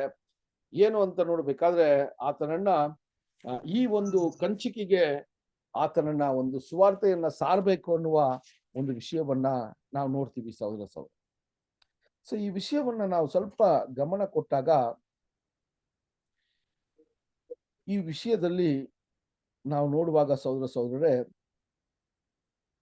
ಯೇಸು ಕ್ರಿಸ್ತನ ವಿಷಯದಲ್ಲಿ ಕೂಡ ನಾವು ಯೋಚನೆ ಮಾಡುವಾಗ, ಯೇಸು ಕ್ರಿಸ್ತನು ಯಾವಾಗ ಆತನ 30ನೇ ವರ್ಷದಲ್ಲಿ ಆತನು ದೀಕ್ಷಾ ಸ್ಥಾನವನ್ನ ಅಲ್ಲಿ ಪಡ್ಕೊಂಡು ಆತನು ಆ ಒಂದು ಅಡವಿಗೆ ಹೋಗುವಾಗ ಸಹೋದರರೇ, ಅಡವಿಗೆ ಅವರು ಹೋಗುವಾಗ ಅಲ್ಲೇ ತಂದೆಯಾದ ದೇವರು ಅವರನ್ನ ಆ ಅಡವಿಯಲ್ಲಿ ಅನೇಕ ವಿಷಯಗಳು ಅವ್ರಿಗೆ ತಿಳಿಸಿದ್ರು ಅಂತ ನಮಗೆ ಸತ್ಯವೇದದಲ್ಲಿ ನಾವು ಓದ್ತೀವಿ ಅಲ್ವಾ? ಸೊ ಸಹೋದರರೇ, ಅಲ್ಲಿ ನಾವು ನೋಡ್ತೀವಿ ಆ 40 ದಿನ ಯೇಸು ಕ್ರಿಸ್ತನು ಯಾವ ರೀತಿ ದೇವರ ವಾಕ್ಯಗಳನ್ನ ಧ್ಯಾನ ಮಾಡಿದ್ರು, ಪ್ರಾರ್ಥನೆ ಮಾಡಿದ್ರು, ಮತ್ತೆ ದೇವರ ವಾಕ್ಯಗಳನ್ನ ಮತ್ತೆ ಅದನ್ನ ಸ್ಟಡಿ ಮಾಡಿದ್ರು. ಇವೆಲ್ಲ ಮಾಡುವಾಗ ಸಹೋದರರೇ, ಯಾವ ರೀತಿ ದೇವರ ಆತ್ಮವು ಆತನನ್ನ ನಡೆಸಿದ್ರು ಅಂತ ಕೂಡ. ಹಲೋ, ಕೇಳ್ತಾ ಇದೆಯಾ?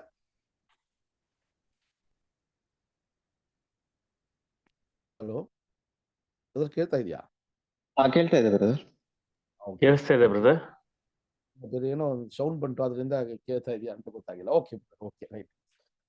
ಸೊ ಸಹೋದರರೇ, ಈ ಒಂದು ವಿಷಯಗಳನ್ನ ನೋಡುವಾಗ ಫಿಲಿಪನ ಒಂದು ವಿಷಯದಲ್ಲಿ ಯಾವ ರೀತಿ ಅವರು ದೇವರ ಅಪ್ಪನೆಗೆ ರೆಡಿಯಾಗಿದ್ರು ಅಂತ ನೋಡ್ತೀವಿ.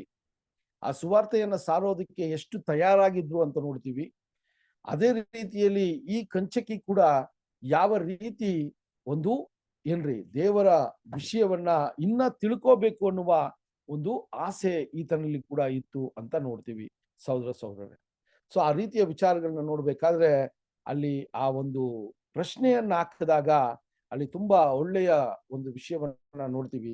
ಏನಂತ ನೋಡ್ಬೇಕಾದ್ರೆ, ಆ ಪ್ರಶ್ನೆಯನ್ನ ಹಾಕುವಾಗ ಸಹೋದರರೇ, ಆ ಕಂಚಕಿ ಹೇಳುವ ಒಂದು ಮಾತನ್ನ ನಾವು ನೋಡ್ಬೇಕಾದ್ರೆ, ನನ್ನನ್ನ ಯಾರಾದ್ರೂ ನನಗೆ ಹೇಳಿದ್ರೆ ಮಾತ್ರನೇ ನನಗೆ ವಿಷಯಗಳು ತಿಳಿತದಲ್ಲವಾ ಅಂತ ಹೇಳಿ ಫಿಲಿಪ್ಪನಿಗೆ ಈಗ ಆತನ ಜೊತೆ ಕೂತು ಆತನಿಗೆ ವಿಂಗಡಣೆ ಆತನ ಎಕ್ಸ್ಪ್ಲೈನ್ ಮಾಡೋದಕ್ಕೆ ಒಂದು ಅವಕಾಶವನ್ನ ಮಾಡಿಕೊಡ್ತಾರೆ ಈ ಕಂಚಕಿ ಅಲ್ವಾ. ಅದನ್ನೇ ನಾವು 8ನೇ ಅಧ್ಯಾಯ 31ನೇ ವಚನದಲ್ಲಿ ನಾವು ನೋಡ್ಬೋದು. 8ನೇ ಅಧ್ಯಾಯ 31ನೇ ವಚನ. ಅವನು ಯಾರಾದರೂ ನನಗೆ ಅರ್ಥ ತಿಳಿಸಿಕೊಟ್ಟ ಹೊರತು ಅದು ನನಗೆ ಹೇಗೆ ತಿಳಿದಿತು ಎಂದು ಹೇಳಿ, ನೀನು ರಥವನ್ನು ಹತ್ತಿ ನನ್ನ ಬಳಿಯಲ್ಲಿ ಕೂತುಕೋ ಎಂಬುದಾಗಿ ಫಿಲಿಪ್ಪನನ್ನು ಕೇಳಿಕೊಂಡನು. ನೋಡ್ರಿ ಸಹೋದರ. ಸೊ ನೋಡ್ರಿ, ಇದೆಲ್ಲ ಈ ಒಂದು ಕಂಚಕಿಯ ಒಂದು ಗುಣಗಳನ್ನು ಕೂಡ ನಾವು ನಿಧಾನಕ್ಕೆ ನೋಡ್ಕೊ ಬರ್ಬೇಕು ಈ ಒಂದು ಘಟನೆಗಳಲ್ಲಿ ಅಲ್ವಾ. ಎಂತ ಒಂದು ಈ ಉನ್ನತವಾದ ಒಂದು ಸ್ಥಾನದಲ್ಲಿದ್ದ ಒಬ್ಬ ವ್ಯಕ್ತಿ. ಸೊ ಈತನು ಸಾಮಾನ್ಯವಾಗಿ ನಾವು ಈ ರೀತಿ ಈಗ ನಮ್ಮ ಒಂದು ಯೋಚನೆ ಮಾಡಿ, ಈಗ ಈ ಒಂದು ಭಾರತ ದೇಶದಲ್ಲಿ ಫೈನಾನ್ಸ್ ಮಿನಿಸ್ಟ್ರು ಅಂತ ಹೇಳ್ಬೇಕಾದ್ರೆ ಇವರ ಒಂದು ಗುಣಗಳು ಹೆಂಗಿರ್ತದೆ ಅಂತ ನೋಡಿ, ಈ ಲೋಕದ ಒಂದು ಆತ್ಮದಲ್ಲಿ ಅವರ ಗುಣಗಳು ಹೆಂಗಿರ್ತದೆ ಅಂತ ನೋಡಿ ಅಲ್ವಾ. ಸೊ ಯಾವ ರೀತಿ ಅವರು ಯಾರ ಜೊತೆ ಯಾರನ್ನೂ ಹತ್ರಕ್ಕೆ ಸೇರಿಸ್ಕೊಳ್ಳಲ್ಲ, ಅವ್ರದೇ ಆದಂತ ಒಂದು ಸಿದ್ಧಾಂತಗಳು, ಅವ್ರದೇ ಆದಂತ ಒಂದು ವಿಷಯಗಳು, ಅವ್ರು ಯಾರು ಮಾತು ಕೇಳೋದಿಕ್ಕೆ ತಯಾರಾಗಿರಲ್ಲ. ಆದ್ರೆ ಈ ವ್ಯಕ್ತಿ ದೇವರ ಭಯಭಕ್ತಿಯಿಂದ ಇದ್ದಿರುವಂತ ವ್ಯಕ್ತಿ, ಎಷ್ಟೇ ಸ್ಥಾನಮಾನಗಳು ಇದ್ರು, ಎಷ್ಟೇ ಪ್ರಬಲವಾಗಿದ್ರು ಕೂಡ ದೇವರ ವಾಕ್ಯ ಅಂತ ಬಂದಾಗ ಆ ವಾಕ್ಯವನ್ನ ಸಾರುವ ಮನುಷ್ಯನು ಯಾವ ರೀತಿ ಇದ್ರೂನು ಆತನ ದೇವರ ಮನುಷ್ಯನು ಅಂತ ಸ್ವೀಕಾರ ಮಾಡಿ ಆತನ ಪಕ್ಕದಲ್ಲಿ ಕೂರಿಸುವ ಒಂದು ಕೆಲಸವನ್ನ ಮಾಡ್ತಾರಲ್ಲ, ಇದು ದೇವರಿಗೆ ಮೆಚ್ಚುಗೆ ಆಗಿರುವಂತ ಒಂದು ಗುಣ ಸ್ವಭಾವ. ಸಹೋದರರೇ, ಏನು ಅಂದ್ರೆ ನಾವು ಏನ್ರಿ ಎಷ್ಟು ನಮ್ಮನ್ನ ತಗ್ಗಿಸ್ಕೋತೀವಿ ಅನ್ನೋದು ದೇವರು ಮುಖ್ಯವಾಗಿ ಆತನ ವಾಕ್ಯವನ್ನ ಕೊಡೋದಿಕ್ಕೆ ಮುಂಚೆ ನಮ್ಮನ್ನ ಪರಿಶೀಲನೆ ಮಾಡ್ತಾರೆ. ಸಹೋದರರೇ, ಇದು ತುಂಬಾ ಮುಖ್ಯವಾದ ಒಂದು ವಿಷಯ ಅಂತ ಕೂಡ ನಾವು ನೋಡ್ಬೇಕು. ಸೊ ಆ ರೀತಿ ನೋಡ್ಬೇಕಾದ್ರೆ ಸಹೋದರರೇ, ಅಲ್ಲಿ ಆ ಪ್ರಶ್ನೆ ಹೆಂಗಿದೆ ಅಂದ್ರೆ, ನನಗೆ ಯಾರೂ ಹೇಳಿಲ್ಲ ಅಂದ್ರೆ ನಾನು ಹೆಂಗೆ ಅರ್ಥ ಮಾಡ್ಕೋತೀನಿ, ಅದರಿಂದ ನಿನಗೆ ಗೊತ್ತಿದ್ರೆ ಇದನ್ನ ನನಗೆ ತಿಳಿಸು ಅಂತ ಒಂದು ರಿಕ್ವೆಸ್ಟ್ ನ ಮಾಡೋ ವಿಷಯವನ್ನ ನೋಡ್ತೀವಿ. ಸರಿ, ಈಗ ಈ ಒಂದು ವ್ಯಕ್ತಿ, ಈ ಒಂದು ಕಂಚಕಿ ಯೆಶಾಯ ಪ್ರವಾದಿಯ ಪುಸ್ತಕದಲ್ಲಿ ಯಾವ ಒಂದು ವಚನವನ್ನ ಆ ಸಮಯದಲ್ಲಿ ಜೋರಾಗಿ ಓದ್ತಾ ಇದ್ರು ಅಂತ ಒಂದು ಪ್ರಶ್ನೆ ನಮಗೆ ಬಂದಾಗ, ಯೆಶಾಯ ಪ್ರವಾದಿಯ ಪುಸ್ತಕ 53ನೇ ಅಧ್ಯಾಯ 7-8 ವಚನಗಳನ್ನ ನಾವು ಓದ್ಬೇಕು. ಯೆಶಾಯ ಪ್ರವಾದಿಯ ಪುಸ್ತಕ 53ನೇ ಅಧ್ಯಾಯ 7 ಮತ್ತೆ 8 ವಚನಗಳು.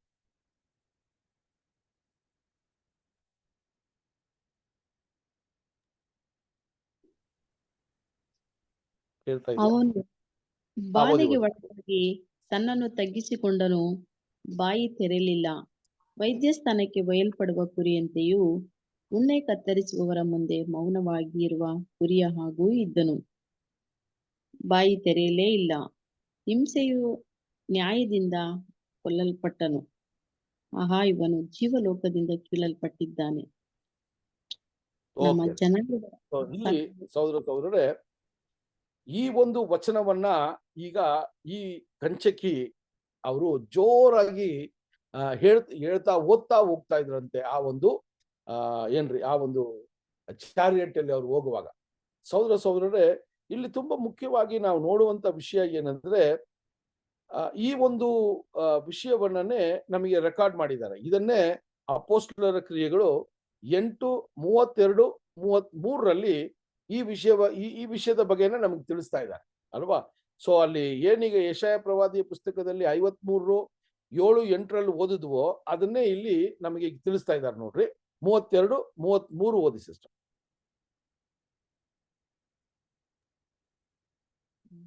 ಅವನು ಓದುತ್ತಿದ್ದ ಶಾಸ್ತ್ರವಚನವು ಯಾವುದೆಂದರೆ, ವೈದ್ಯಸ್ಥಾನಕ್ಕೆ ಒಯ್ಯಲ್ಪಡುವ ಕುರಿಯಂತೆ ಆತನು ಒಯ್ಯಲ್ಪಟ್ಟನು.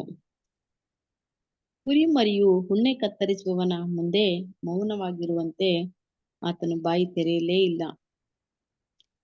ಆತನಿಗುಂಟಾದ ದುರವಸ್ಥೆಯಲ್ಲಿ ನ್ಯಾಯವು ಇಲ್ಲದೆ ಹೋಯಿತು. ಓಕೆ, ಆತನ ಕಂಟಿನ್ಯೂ ಮಾಡಿ, ಕಂಟಿನ್ಯೂ ಮಾಡಿ. ಅದ್ ಮುಗಿಸ್ಬಿಡಿ ಆ ವಚನ 33 ತನಕ.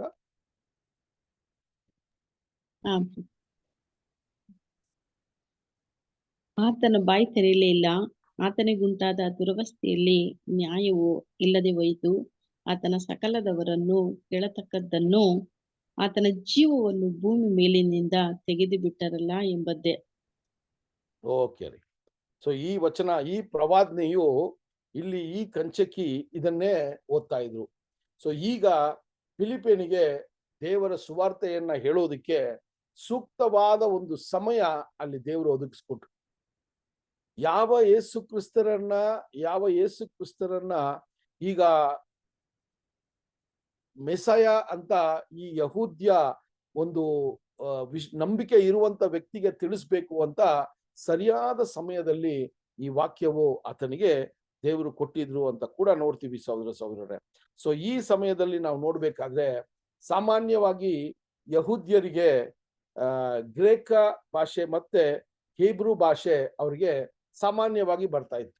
ಈಗ ನಾವು ನೋಡ್ಬೇಕಾದ್ರೆ ಕನ್ನಡ ಮತ್ತು ಇಂಗ್ಲಿಷು ನಮ್ಗೆ ಹೆಂಗೆ, ಆ ರೀತಿ ಆ ಸಮಯದಲ್ಲಿ ಗ್ರೇಕ ಭಾಷೆ ಮತ್ತೆ ಹೀಬ್ರೂ ಭಾಷೆ ತುಂಬಾ ಪ್ರಬಲವಾಗಿತ್ತು. ಸೊ ಈ ಒಂದು ಓದ್ತಾ ಇರುವ ಒಂದು ವಿಷಯಗಳು ಒಂದು ವೇಳೆ ಹೆಬ್ರೆಯ ಭಾಷೆಯಲ್ಲಿ ಇದ್ರೂ ಕೂಡ ಅದು ಫಿಲಿಪೇನಿಗೆ ಅರ್ಥ ಆಯ್ತು. ಅದರಿಂದಾನೇ ಅವರು ಹೇಳ್ತಾರೆ, ನೀನು ಓದ್ತಾ ಇರೋದು ಏನು ಅಂತ ನಿನಗೆ ಅರ್ಥ ಆಗ್ತಾ ಇದೆಯಾ ಅಂದ್ರೆ, ಆತನು ಆ ಕಂಚಕಿ ಓದ್ತಾ ಇರುವ ಒಂದು ಭಾಷೆ ಫಿಲಿಪೇನಿಗೆ ಅರ್ಥ ಆಗಿರೋದ್ರಿಂದ ಈ ವಿಷಯವನ್ನ ಅಲ್ಲಿ ಹೇಳೋದನ್ನ ನೋಡ್ತೀವಿ ಸಹೋದರರೇ. ಸೊ ಈಗ ಯೇಸು ಕ್ರಿಸ್ತನ ಬಗ್ಗೆ ಅಲ್ಲಿ ಹೇಳುವ ಒಂದು ಸರಿಯಾದ ಸಮಯ ಅಲ್ಲಿ ಬಂತು ಅಂತ ನೋಡ್ತೀವಿ ಸಹೋದರರೇ. ಸೊ ಆ ರೀತಿಯಲ್ಲಿ ನಾವು ನೋಡ್ಬೇಕಾದ್ರೆ ಈ ವಚನವನ್ನ ಈಗ ಯಾವ ರೀತಿ ವಿಂಗಡಿಸ್ತಾರೆ ಅಥವಾ ಯಾವ ರೀತಿ ಈ ವಚನವನ್ನ ಫಿಲಿಪ ಎಕ್ಸ್ಪ್ಲೈನ್ ಮಾಡಿರ್ಬೋದು ಅಂತ ನೋಡ್ಬೇಕಾದ್ರೆ ನಾವು ಸ್ವಲ್ಪ ಈ ವಚನದ ಬಗ್ಗೆ ಗಮನ ಕೊಡೋಣ. ಇಲ್ಲಿ ಏನು ಅಂತ ನೋಡ್ಬೇಕಾದ್ರೆ ಅಲ್ಲಿ ನಾವು ನೋಡಿದ್ವಿ ಏನ್ರಿ, ಕುರಿಮರಿಯು ಆತನ ಉಣ್ಣೆಯನ್ನ ಕತ್ತರಿಸುವ ಮನುಷ್ಯನ ಮುಂದೆ ಏನೂ ಮಾತನಾಡಿಲ್ಲ ಅಂತ ಒಂದು ಗುಣವನ್ನ ಅಲ್ಲಿ ಕೊಡುವಂತ ವಿಷಯ. ಅದಾದ ನಂತರ ಆತನು ಯಾವ ರೀತಿ ಅಲ್ಲಿ ಹಿಂಸೆಗೆ ಒಳಗಾದ್ರು ಅಂತ ನೋಡ್ತೀವಿ. ಆ ಹಿಂಸೆಗೆ ಒಳಗಾದ್ರೂ ಕೂಡ ಆತನಿಗೆ ನ್ಯಾಯ ಸಿಗದೆ ಇರುವಂತ ಒಂದು ಹಿಂಸೆಗೆ ಆತನು ಒಳಗಾದನು ಅಂತ ಒಂದು ವಿಷಯ. ಆತನ ಜೀವವು ಈ ಲೋಕದಿಂದ ತೆಗೆಯಲ್ಪಟ್ಟಿತ್ತು ಅನ್ನುವ ಒಂದು ವಿಷಯ. ಈ 3 ವಿಷಯವು ಅಲ್ಲಿ ನಮಗೆ ತಿಳಿಸಲ್ಪಟ್ಟಿರುವ ವಿಷಯ. ಸೊ ಇದು ಏನು ಅಂತ ನೋಡ್ಬೇಕಾದ್ರೆ ಸಹೋದರ ಈ ವಚನವನ್ನ ನಾವು ಕೂಡ ಎಷ್ಟೋ ಸರಿ ಧ್ಯಾನ ಮಾಡಿರ್ತೀವಿ. ನಾವು ಈ ಪಾಸ್ ಓವರ್ ಟೈಮಲ್ಲಿ, ಮೆಮೋರಿಯಲ್ ಟೈಮಲ್ಲಿ ಈ ವಚನಗಳನ್ನ ನಾವು ಸುಮಾರು ಸರಿ ಈ ವಚನಗಳನ್ನ ಓದಿರ್ತೀವಿ ಅಲ್ವಾ. ಸೊ ಯಾವ ರೀತಿ ಒಂದು ಕುರಿಮರಿಯು ಏನೂ ಮಾತನಾಡದೆ ಆ ಉಣ್ಣೆ ಕತ್ತರಿಸುವ ನಮ್ಮ ಅಡಿಯಲ್ಲಿ ನಿಂತಿರ್ತದೋ, ಆ ರೀತಿ ಯೇಸು ಸ್ವಾಮಿಯು ಆತನಿಗೆ ಬಂದಂತ ಹಿಂಸೆಗಳಿಗೆ ಅವರು ಯಾವುದೇ ರೀತಿಯ ಪ್ರತಿಕ್ರಿಯೆ ತೋರಿಸದೆ ಮೌನವಾಗಿದ್ರು ಅಂತ ಕೂಡ ಆತನ ಗುಣವನ್ನ ಅಲ್ಲಿ ಒಂದು ಪ್ರಾಫಸಿಯಾಗಿ ಹೇಳುವಂತ ಒಂದು ವಿಷಯವನ್ನೇ ನಾವು ನೋಡ್ತೀವಿ. ಸೊ ಇಲ್ಲಿ ಈ ಒಂದು ವಚನವನ್ನ ಈಗ ಫಿಲಿಪನು ಆತನಿಗೆ ಇದ್ದಂತ ಜ್ಞಾನದಲ್ಲಿ ಅವರಿಗೆ ವಿಂಗಡಿಸಿ ಹೇಳಿರ್ಬೇಕು ಅಲ್ವಾ. ಸೊ ಆದ್ರೆ ಇಲ್ಲಿ ನಾವು ನೋಡುವಾಗ ಸಹೋದರರೇ, ಈ ಒಂದು ವಚನವನ್ನ, ಈ ಒಂದು ಪ್ರವಾದನೆಯನ್ನ ನಾವು ಹೆಂಗೆ ಅರ್ಥ ಮಾಡ್ಕೋಬೇಕು ಅಂತ ನೋಡ್ಬೇಕಾದ್ರೆ, ಈ ಒಂದು ನ್ಯಾಯ ದೊರಕದೇ ಇರುವಂತ ಒಂದು ಹಿಂಸೆಗೆ ಒಳಗಾದ್ರು ಅಂತ ಹೇಳ್ಬೇಕಾದ್ರೆ ಇದು ಯಾವ ರೀತಿ ಅಂತ ನಾವು ಯೋಚನೆ ಮಾಡುವಾಗ ಸಹೋದರರೇ, ಯೇಸು ಕ್ರಿಸ್ತನು ದೇವರ ಮಗನಾಗಿದ್ರು ಕೂಡ ಸಹೋದರರೇ, ಆ ಒಂದು ಪವರ್ನ ಅವ್ರು ಎಲ್ಲೂ ತೋರಿಸ್ಕೊಂಡಿಲ್ಲ. ಇದು ತುಂಬಾ ಮುಖ್ಯವಾದ ಒಂದು ವಿಷಯ. ಆತನಿಗೆ ಎಲ್ಲಾ ರೀತಿಯ ಶಕ್ತಿ ದೇವರು ಕೊಟ್ಟಿದ್ರು ಕೂಡ, ಆತನು ಮಗನಾಗಿದ್ರು ಕೂಡ ಈ ಹಿಂಸೆ ಸಂಕಟಗಳು ಬಂದಾಗ ಅದನ್ನ, ಆ ಒಂದು ಶಕ್ತಿಯನ್ನ, ಆ ಒಂದು ದೇವರು ಕೊಟ್ಟಿದ್ದಂತ ಶಕ್ತಿಯನ್ನ ಅವ್ರು ಎಲ್ಲೂ ಆತನಿಗೋಸ್ಕರ ಅವರು ಬಳಸ್ಕೊಂಡಿಲ್ಲ ಅನ್ನೋದನ್ನು ಒಂದು ತುಂಬಾ ಮುಖ್ಯವಾದ ಒಂದು ವಿಷಯವನ್ನ ನಾವು ನೋಡ್ಬೇಕು ಸಹೋದರರೇ. ಅದು ಮಾತ್ರವಲ್ಲ, ಆತನು ಕರೆದಿದ್ರೆ ದೂತರು ಸೈನ್ಯವೇ ಬರ್ತಾ ಇತ್ತು ಅಲ್ವಾ. ಅಷ್ಟು ಶಕ್ತಿಯನ್ನ ದೇವರು ಅದನ್ನೇ ಹೇಳ್ತಾರೆ, ಯೇಸು ಸ್ವಾಮಿ, ನಾನ್ ಕರೆದ್ರೆ ದೂತರ ಸೈನ್ಯವೂ ಬಂದು ನಿಂತದೆ, ಆದ್ರೆ ಈ ಲೋಕಕ್ಕೆ ಸಂಬಂಧಪಟ್ಟವನಲ್ಲ ನಾನು ಅಂತ ಹೇಳುವಾಗ ಆತನ ಗುಣವನ್ನ ಆ ಒಂದು ಪ್ರವಾದನೆಯಲ್ಲಿ ಯೇಸು ಕ್ರಿಸ್ತನ ಗುಣವನ್ನ ನಮಗೆ ತಿಳಿಸುವಂತದ್ದಾಗಿದೆ ಸಹೋದರ ಸಹೋದರರೇ. ಇದು ತುಂಬಾ ಮುಖ್ಯವಾದ ಒಂದು ವಿಷಯವಾಗಿ ನಾವು ನೋಡ್ಬೇಕು. ಸೊ ಆ ರೀತಿಯ ವಿಷಯಗಳನ್ನ ನೋಡುವಾಗ ಸಹೋದರ ಸಹೋದರರೇ, ಈ ಇನ್ನೊಂದು ವಿಷಯವನ್ನ ನಾವು ಏನ್ ನೋಡ್ತೀವಿ ಅಂದ್ರೆ, ಅವ್ರು ಎಷ್ಟು ಆತನನ್ನೇ ತಗ್ಗಿಸ್ಕೊಂಡ್ರು ಅಂತ ಹೇಳ್ಬೇಕಾದ್ರೆ, ಫಿಲಿಪಿಯರಿಗೆ ಬರೆದ ಪತ್ರಿಕೆ 2ನೇ ಅಧ್ಯಾಯ 7-8 ವಚನಗಳನ್ನ ಕೂಡ ನಾವು ಇಲ್ಲಿ ನಮ್ಮ ಜ್ಞಾಪಕಕ್ಕೆ ತಂದ್ಕೊಡೋಣ.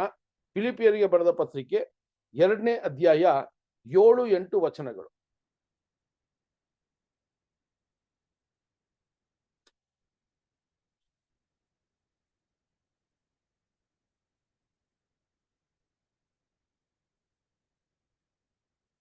ಓದ್ತೀರಾ ಸಿಸ್ಟರ್? ನೋಡ್ರಿ ಇದು 7ನೇ ವಚನ. ಹಾ,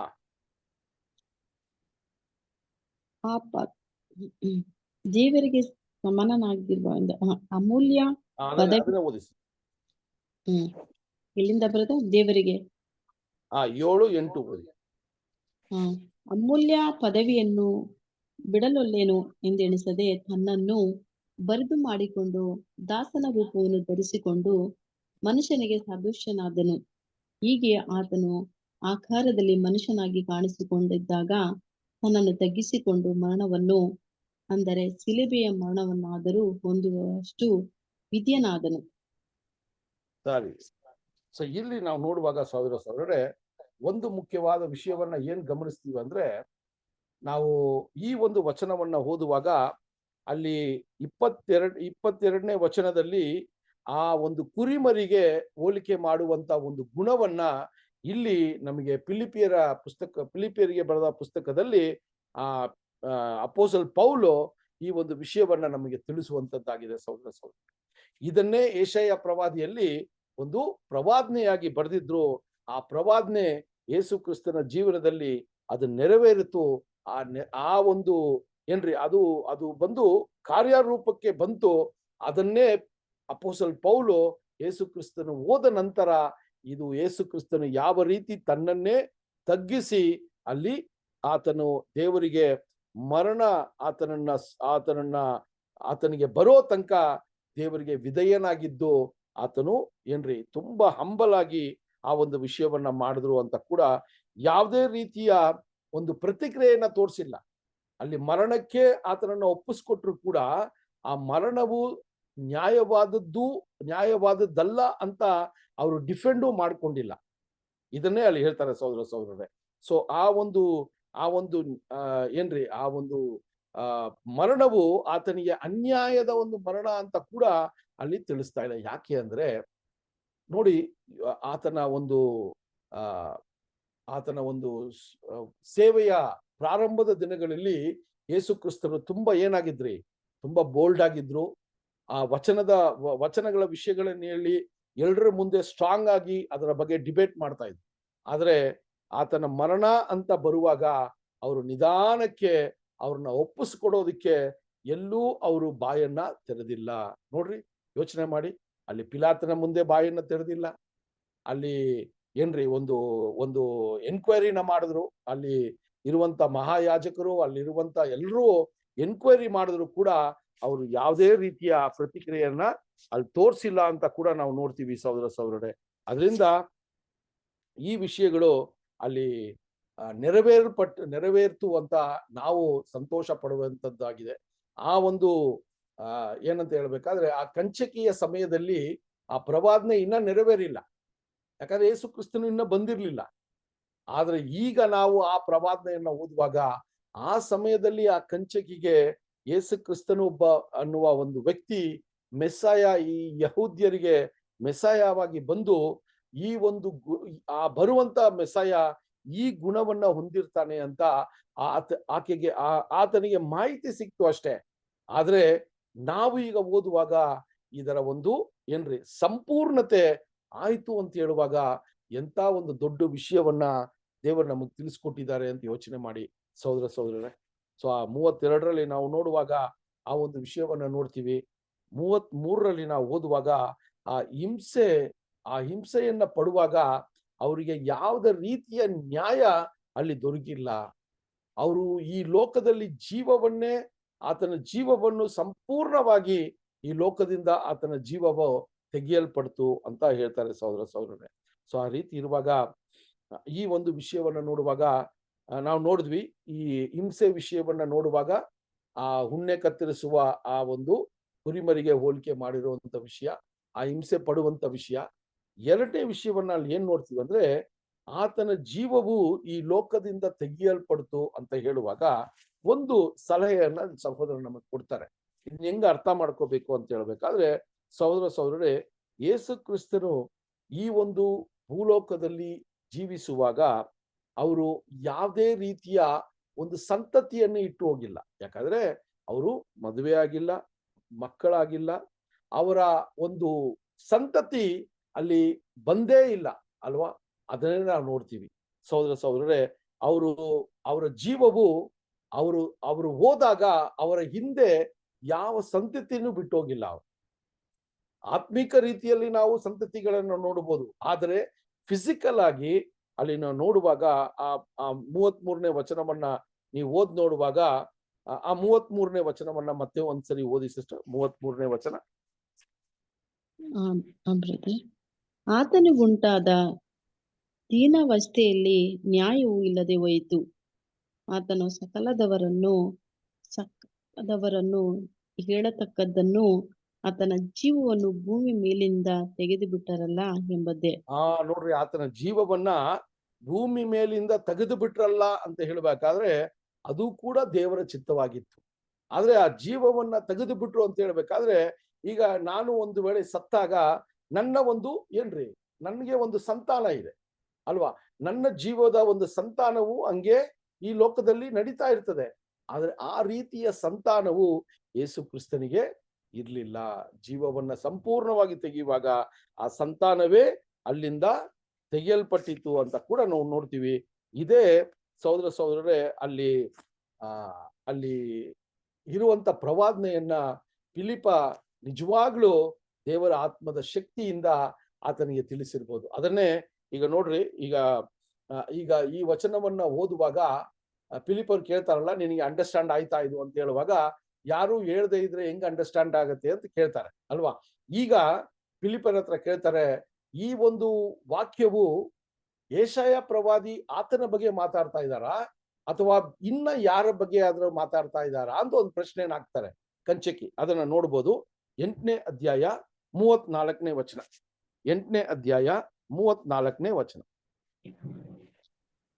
ಕಂಚಕಿಯು ಈ ವಚನವನ್ನು ಕುರಿತು, ಪ್ರವಾದಿಯು ಇದನ್ನು ಯಾರ ವಿಷಯದಲ್ಲಿ ಹೇಳಿದ್ದಾನೆ? ತನ್ನ ವಿಷಯದಲ್ಲಿಯೋ ಮತ್ತೊಬ್ಬನ ವಿಷಯದಲ್ಲಿಯೋ? ದಯಮಾಡಿ ಹೇಳಬೇಕು ಎಂದು ಫಿಲಿಪ್ಪನನ್ನು ಕೇಳಲು, ಫಿಲಿಪ್ಪನು ಉಪದೇಶಿಸುವುದಕ್ಕೆ ತೊಡಗಿದ. ಸರಿ ರೀ. ಸೊ ಈಗ ಕಂಚಕಿಗೆ ಇನ್ನೊಂದು ಡೌಟ್. ಈಗ ನೋಡಿ, ಕಂಚಕಿ ಓದ್ತಾ ಇದ್ರು, ಆ ಪ್ರವಾದನೆ ಬಗ್ಗೆ ಜೋರಾಗಿ ಓದ್ತಾ ಇದ್ದಾಗ ಒಂದು ಪ್ರಶ್ನೆ ಆಗ್ತಾರೆ ಫಿಲಿಪ, ಇದರ ಬಗ್ಗೆ ನಿನಗೆ ಮಾಹಿತಿ ಇದೆಯಾ, ನಿನ್ಗೆ ಅಂಡರ್ಸ್ಟ್ಯಾಂಡ್ ಆಗ್ತಾ ಇದೆಯಾ ಈ ಪ್ರವಾದನೆ ಅಂತ ಹೇಳುವಾಗ, ಯಾರಾದ್ರೂ ಹೇಳಿದ್ರೆ ಮಾತ್ರ ನನ್ಗೆ ಅಂಡರ್ಸ್ಟ್ಯಾಂಡ್ ಆಗತ್ತೆ ಅಂತ ಒಂದು ಮಾತನ್ನ ಕೊಡ್ತಾರೆ. ಅದಾದ ನಂತರ ಈಗ ಆ ಕಂಚಕಿಯು ಅಲ್ಲೇ ಸುಮ್ಮನೆ ಇಲ್ಲದೆ ಆ ಫಿಲಿಪ್ಪನನ್ನ ಆತನ ಒಂದು ರಥದಲ್ಲಿ ಕೂರಿಸ್ಕೊಂಡು, ಈಗ ಈತನಿಗೆ ಏನೋ ಒಂದು ವಿಷಯ ತಿಳಿದಿರೋದ್ರಿಂದಾನೇ ನನಗೆ ಈ ಪ್ರಶ್ನೆ ಹಾಕಿದ್ದಾನೆ ಅಂತ ಹೇಳಿ ಆ ಒಂದು ಪ್ರಶ್ನೆಗೆ ಈಗ ಉತ್ತರವನ್ನ ಕೇಳ್ತಾರೆ. ಏನಂದ್ರೆ, ಈ ಪ್ರವಾದನೆಯನ್ನ ಓದ್ಕೊ ಬಂದೆ, ನನ್ಗೆ ಅರ್ಥ ಆಗಿಲ್ಲ. ಈ ಪ್ರವಾದನೆ ಒಂದು ವಿಷಯವನ್ನ ನನಗೆ ತಿಳಿಸು. ಈ ಪ್ರವಾದನೆ ಯೆಶಾಯ ಪ್ರವಾದಿಯ ವಿಷಯವಾಗಿ ಆತನು ಮಾತನಾಡಿದ್ರ, ಅಥವಾ ಆತನ ಜೀವನದ ಬಗ್ಗೆ ಮಾತಾಡಿದ್ರ, ಅಥವಾ ಇನ್ಯಾರಾದ್ರೂ ಜೀವನ ಬಗ್ಗೆ ಇಲ್ಲಿ ಹೇಳ್ತಾ ಇದ್ದಾರಾ ಅಂತ ಅಲ್ಲಿ ಕೇಳುವಂತದ್ದಾಗಿದೆ ಸಹೋದರ ಸಹೋದರರೇ. ಈ ಪ್ರಶ್ನೆ ಸಹೋದರ ಸಹೋದರರೇ, ಈಗ ಫಿಲಿಪ್ಪನಿಗೆ ಸರಿಯಾದ ಒಂದು ಅವಕಾಶವನ್ನ ದೇವರು ಮಾಡಿಕೊಟ್ರು. ಯಾಕಂದ್ರೆ ಯಹೂದ್ಯರು ಯೇಸು ಕ್ರಿಸ್ತನನ್ನ ಮೆಸಾಯ ಅಂತ ಸ್ವೀಕಾರ ಮಾಡ್ತಾ ಇರ್ಲಿಲ್ಲ. ಆ ಯೆರೂಸಲೇಮಲ್ಲಿ ಇರುವ ಯಹೂದ್ಯರು ಯೇಸು ಕ್ರಿಸ್ತನ 30 ವರ್ಷ, ಆತನ 33 ವರ್ಷ ಆ ಕಾಲ ಅವಧಿಯಲ್ಲಿ ಯೆರೂಸಲೇಮಲ್ಲಿ ಅವರು ಇದ್ರೂ ಕೂಡ, ಅವರ ಒಂದು ಸಾಕ್ಷಿಯನ್ನ ನೋಡಿದ್ರು ಕೂಡ, ಅವರ ಒಂದು ಅದ್ಭುತ ಕಾರ್ಯಗಳನ್ನು ನೋಡಿದ್ರು ಕೂಡ ಅವ್ರನ್ನ ಸ್ವೀಕಾರ ಮಾಡಿರ್ಲಿಲ್ಲ. ಹಂಗಿರುವಾಗ ಇವರು ಬೇರೆ ಪ್ರಾಂತ್ಯದಲ್ಲಿ ಇರುವಂತ ಯಹೂದ್ಯರು ಎಷ್ಟು ಮಟ್ಟಕ್ಕೆ ಯೇಸು ಕ್ರಿಸ್ತನನ್ನ ಅಲ್ಲಿ ನಂಬಿರ್ಬೋದು ಅಂತ ಯೋಚನೆ ಮಾಡಿ. ಸೊ ಈಗ ಫಿಲಿಪ್ಪನಿಗೆ ಸರಿಯಾದ ಒಂದು ಏನ್ರಿ ದೇವರ ವಾಕ್ಯವನ್ನು ಬಿತ್ತನೆ ಮಾಡೋದಕ್ಕೆ ಒಂದು ಸರಿಯಾದ ಒಂದು ಹೃದಯದ ಒಂದು ವಿಷಯ ಅಲ್ಲಿ ಪ್ರಾರಂಭವಾಯಿತು ಸಹೋದರರೇ. ಸೊ ಈಗ ಫಿಲಿಪ್ಪನೀಗ ಆ ಒಂದು ಪ್ರವಾದನೆ ಯೆಶಾಯ ಪ್ರವಾದಿ ಮಾತಾಡಿದ್ರು ಕೂಡ ಅದು ಆತನ ಬಗ್ಗೆ ಅಲ್ಲ, ಬರುವಂತ ಮೆಷಾಯ ಬಗ್ಗೆ ಅಥವಾ ಯೇಸು ಕ್ರಿಸ್ತನ ಬಗ್ಗೆ ಇಲ್ಲಿ ಹೇಳಲ್ಪಟ್ಟಿದೆ ಅಂತೇಳಿ ಈಗ ಏನ್ ಮಾಡ್ತಾರೆ, ಇಲ್ಲಿ ಪ್ರವಾದನೆ ಮಾಡ್ತಾರೆ. ಸೊ ಆ ಒಂದು ವಿಷಯ ಈಗ ಯೇಸು ಕ್ರಿಸ್ತನ ಬಂದು ಏನ್ರಿ ಯೆರೂಸಲೇಮಲ್ಲಿ ಕಷ್ಟಪಟ್ಟು ಇಷ್ಟೆಲ್ಲ ಹಿಂಸೆ ಸಂಕಟಗಳನ್ನ ಮಾಡಿ ಅವರು ಸತ್ತೋದ್ರು. ಆದ್ರೆ ಆ ಸತ್ತಿರುವ ಯೇಸು ಕ್ರಿಸ್ತನೇ ನಿಮ್ಮ ಮೆಸಯ ಅಂತ ಈಗ ಈ ಒಂದು ಕಂಚಿಕೆಗೆ, ಎಥೋಪಿಯಾ ದೇಶದಿಂದ ಬಂದ ಕಂಚಿಕೆಗೆ ಇದು ತಿಳಿಬೇಕು ಸಹೋದರ. ಸೊ ಇದನ್ನ ಯೋಚನೆ ಮಾಡ್ಬೇಕು ಅಲ್ವಾ. ಸೊ ನಾವು ಬಂದು ಆ ಕಾಲ ಸಮಯ ತುಂಬಾ ಹತ್ರ ಆಗಿತ್ತು. ಈಗ ನಾವು 2000 ವರ್ಷದ ಆದ ನಂತರ ಈ ವಿಷಯವನ್ನ ಓದುವಾಗ ಇನ್ನೂ ಅನೇಕ ಪ್ರವಾದನೆಗಳು ಇದರ ಮೇಲೆ ಏನ್ರಿ ಇದರ ಬಗ್ಗೆ ನಮ್ಗೆ ಮಾಹಿತಿ ಅತಿ ಹೆಚ್ಚಾಗಿ ಸಿಕ್ಕಿದೆ. ಆದ್ರೆ ಆ ಸಮಯದಲ್ಲಿ ಆ ಕಂಚಿಕೆಗೆ ಈ ಪ್ರವಾದನೆ ಸಂಪೂರ್ಣ ಆಯ್ತು ಅನ್ನುವ ಒಂದು ಹತ್ರದ ಕಾಲ ಸಮಯ ಇದ್ದಿರೋದ್ರಿಂದ ಅವರಿಗೆ ಅಷ್ಟು ವಿಷಯಗಳನ್ನ ಹೇಳಬೇಕಾಗಿತ್ತು ಅಂತ ನೋಡ್ತೀವಿ ಸಹೋದರರೇ.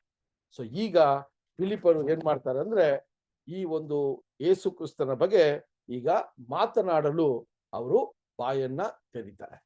ಇದು ದೇವರ ಚಿತ್ತ ಇದ್ರೆ ಬರುವಂತ ವಾರ ಫಿಲಿಪ್ಪನ ಒಂದು ಸಾಕ್ಷಿಯನ್ನ, ಕ್ರಿಸ್ತನ ಬಗ್ಗೆ ಇರುವಂತ ಸಾಕ್ಷಿಯನ್ನ ನಾವು ಓದಿ ಅದರ ಬಗ್ಗೆ ಪರಿಶೀಲನೆ ಮಾಡೋದಕ್ಕೆ ದೇವರು ನಮ್ಗೆ ಕೃಪೆ ತೋರಿಸ್ಲಿ. ಈ ದಿನದಲ್ಲೂ ಕೂಡ ನಮ್ಗೆ ಈ ಪಾಠವನ್ನ ಕೊಟ್ಟು ಈ ಒಂದು ವಿಷಯವನ್ನ ಇನ್ನೂ ಕುಲಂಕುಷವಾಗಿ ನಾವು ಯೋಚನೆ ಮಾಡಿ ನಮ್ಮ ಈ ನಂಬಿಕೆ, ಈ ಒಂದು ವಿಶ್ವಾಸವನ್ನ ಇನ್ನೂ ಹೆಚ್ಚು ಮಾಡಿಸ್ಕೊಳ್ಳಲು ಈ ಒಂದು ವಿಷಯವನ್ನ ದೇವರು ಈ ದಿನದಲ್ಲಿ ನಮ್ಗೆ ದಯಪಾಲಿಸಿದ್ದಾರೆ.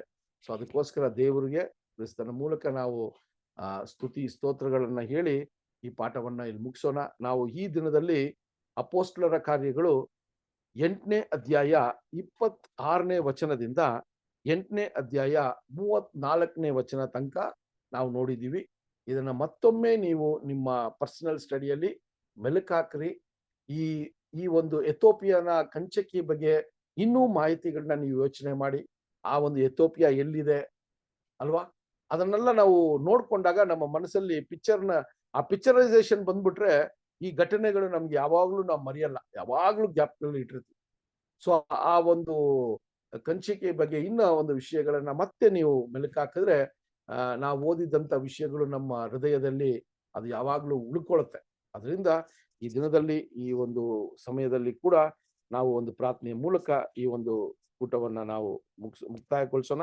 ನಮ್ಮ ಮಧ್ಯದಲ್ಲಿರುವ ಸಹೋದರರಾದ ಯಲ್ಲಪ್ಪ ಬ್ರದರ್ ಈ ಒಂದು ಪ್ರಾರ್ಥನೆಯ ಮೂಲಕ ಈ ಒಂದು ಕೂಟವನ್ನ ಮುಗಿಸೋದಕ್ಕೆ ಕೇಳ್ಕೊತೀನಿ. ಬ್ರದರ್ ಯಲ್ಲಪ್ಪ. ಓಕೆ, ಪ್ರಾರ್ಥನೆ ಮಾಡಿಕೊಳ್ಳೋಣ. ಮಹೋನ್ನತನು ಸರ್ವಶಕ್ತನು ಅಗಮ್ಯ ಬೆಳಕಿನಲ್ಲಿ ವಾಸ ಮಾಡುವ ನಮ್ಮ ಪರಲೋಕ ತಂದೆ, ನಿಮ್ಮ ಪರಿಶುದ್ಧ ನಾಮಕ್ಕೆ ಮಹಿಮೆ ಉಂಟಾಗಲಪ್ಪ ತಂದೆ. ನಮ್ಮನ್ನು ಲೋಕದಿಂದ ಆಯ್ದುಕೊಂಡು ಒಂದು ಚಿಕ್ಕ ಗುಂಪಾಗಿ ಕೂಡಿಸಿ ಸಂಜೆ ವೇಳೆಯಲ್ಲಿ ನಿಮ್ಮ ಪಾದ ಸನ್ನಿಧಿಯಲ್ಲಿ ಕುಂತುಕೊಂಡು ತಂದೆ ನಿಮ್ಮ ದಾಸನ ಮುಖಾಂತರವಾಗಿ ಸತ್ಯವಾಕ್ಯವನ್ನು ತಿಳಿಸಿದಕ್ಕಾಗಿ ಸಹ ಧನ್ಯವಾದ ತಂದೆ. ಇವತ್ತು ನಿನ್ನ ವಾಕ್ಯವನ್ನು ತಿಳಿಸಿರುವಂತಹ ಸಹೋದರರಿಗೋಸ್ಕರ ಅವರ ಕುಟುಂಬಕ್ಕೋಸ್ಕರ ಸಹ ಬಿಡ್ಕೊಂತೇನೆ ತಂದೆ. ನಿಮ್ಮ ಮಹಾಕೃಪೆಯಿಂದ ಇದುವರೆಗೆ ಅವರಿಗೆ ಬೇಕಾದ ಜ್ಞಾನ ಆರೋಗ್ಯ ಕೊಟ್ಟು ನಡೆಸಿದಂತೆ ತಂದೆ ಮುಂದೆ ಸಹ ತಂದೆ ನಿಮ್ಮ ಚಿತ್ತಕ್ಕನುಸಾರವಾಗಿ ಅವರಿಗೆ ಜ್ಞಾನ ಕೊಟ್ಟು ನಡೆಸಪ್ಪ ತಂದೆ. ನಿಮ್ಮ ಪವಿತ್ರ ಆತ್ಮನ ಸಹಾಯದಿಂದ ತಂದೆ ಇನ್ನು ಮುಂದೆ ಹೆಚ್ಚೆಚ್ಚಾಗಿ ತಂದೆ ನಿಮ್ಮ ಸೇವೆಯನ್ನು ಮಾಡುವಾಗ ಸತ್ಯವನ್ನು ಸಾರುವಾಗಿ ತಂದೆ ಎಲ್ಲರಿಗೆ ತಿಳಿಸುವಾಗಿ ಸಹಾಯ ಮಾಡಪ್ಪ ತಂದೆ. ನಮಗೂ ಸಹ ತಂದೆ ಮುಂದಿನ ದಿನಗಳಲ್ಲಿ ಮುಂದಿನ ವಾರ ತಂದೆ ನಮಗೂ ತಿಳಿಸುವಾಗಿ ಸಹಾಯ ಮಾಡು ತಂದೆ. ನಾವು ವಾಕ್ಯವನ್ನು ಕೇಳಿದ್ದೇವಪ್ಪ ತಂದೆ, ಆ ವಾಕ್ಯದ ಪ್ರಕಾರ ನಾವೆಲ್ಲರೂ ಆ ಒಂದು ವಾಕ್ಯದ ನಡೆದು ನಮ್ಮ ಜೀವನವನ್ನು ತಂದೆ ನಿಮಗೆ ಮೆಚ್ಚುಗೆಯಾಗಿ ಜೀವಿಸುವ ಹಾಗೆ ನಮಗೆ ಕೃಪೆ ಕೊಟ್ಟು ನಡೆಸಪ್ಪ ತಂದೆ. ಇನ್ನು ಈ ಇನ್ನು ಯಾರು ಸಹೋದರ ಬಂದಿಲ್ಲ ತಂದೆ, ಅವ್ರಿಗೆ ಮುಂದಿನ ವಾರ ಸಹ ಬಂದು ತಂದೆ ನಿನ್ನ ವಾಕ್ಯವನ್ನು ಕೇಳುವ ಹಾಗೆ ಅವ್ರಿಗೆ ಸಹ ತಂದೆ ಅವಕಾಶ ಮಾಡಿಕೊಡು ತಂದೆ. ಇನ್ನು ಯಾರು ಅನಾರೋಗ್ಯವಾಗಿದ್ದಾರೆ ತಂದೆ, ಅವರಿಗೆ ಸಹ ತಂದೆ ನಿಮ್ಮ ಕೃಪೆ ಕೊಟ್ಟು ನಡೆಸಿ ಅವ್ರಿಗೆ ಸಹ ತಂದೆ ಗುಣಪಡಿಸು ತಂದೆ. ಆದಿಯಿಂದ ಅಂತ್ಯದವರೆಗೂ ನಿಮ್ಮ ಪ್ರಸನ್ನತೆ ಕೂಟದಲ್ಲಿದ್ದು ಇದುವರೆಗೆ ನಡೆಸಿಕೊಟ್ಟಿದ್ದಕ್ಕಾಗಿ ಸಹ ಧನ್ಯವಾದ ತಂದೆ. ಈ ಚಿಕ್ಕ ಪ್ರಾರ್ಥನಾ ನಮ್ಮೆಲ್ಲರ ರಕ್ಷಕನಾಗಿ ಆಗಿರುವ ಯೇಸು ಕ್ರಿಸ್ತನ ನಾಮದಲ್ಲಿ ಬೀಳುತ್ತೇನೆ ನಮ್ಮ ಜೀವನ ಪರಲೋಕ ತಂದೆ. ಆಮೇನ್. ಎಲ್ಲ ಸಹೋದರ ಸಹೋದರಿಗಳು ಧನ್ಯವಾದಗಳು. Thank you. Thank you Good night. Brother. ಎಲ್ಲಾ ಬ್ರದರ್ ಅಂಡ್ ಸಿಸ್ಟರ್ಸ್ಗೆ ನಮಸ್ತೆ. ನಮಸ್ತೆ ಬ್ರದರ್. ನಮಸ್ಕಾರ. ಬ್ರದರ್ ನಮಸ್ತೆ.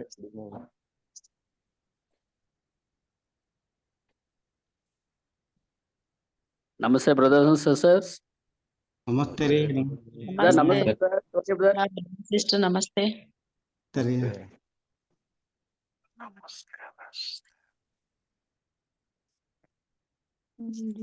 ಎಲ್ಲರಿಗೆ ನಮಸ್ತೆ ರೀ. ನಮಸ್ತೆ ನಮಸ್ತೆ ಸಿಸ್ಟರ್. ಎಲ್ಲಾ ಬ್ರದರ್ ಸಿಸ್ಟರ್ಗೆ ನಮಸ್ತೆ ನಮಸ್ತೆ.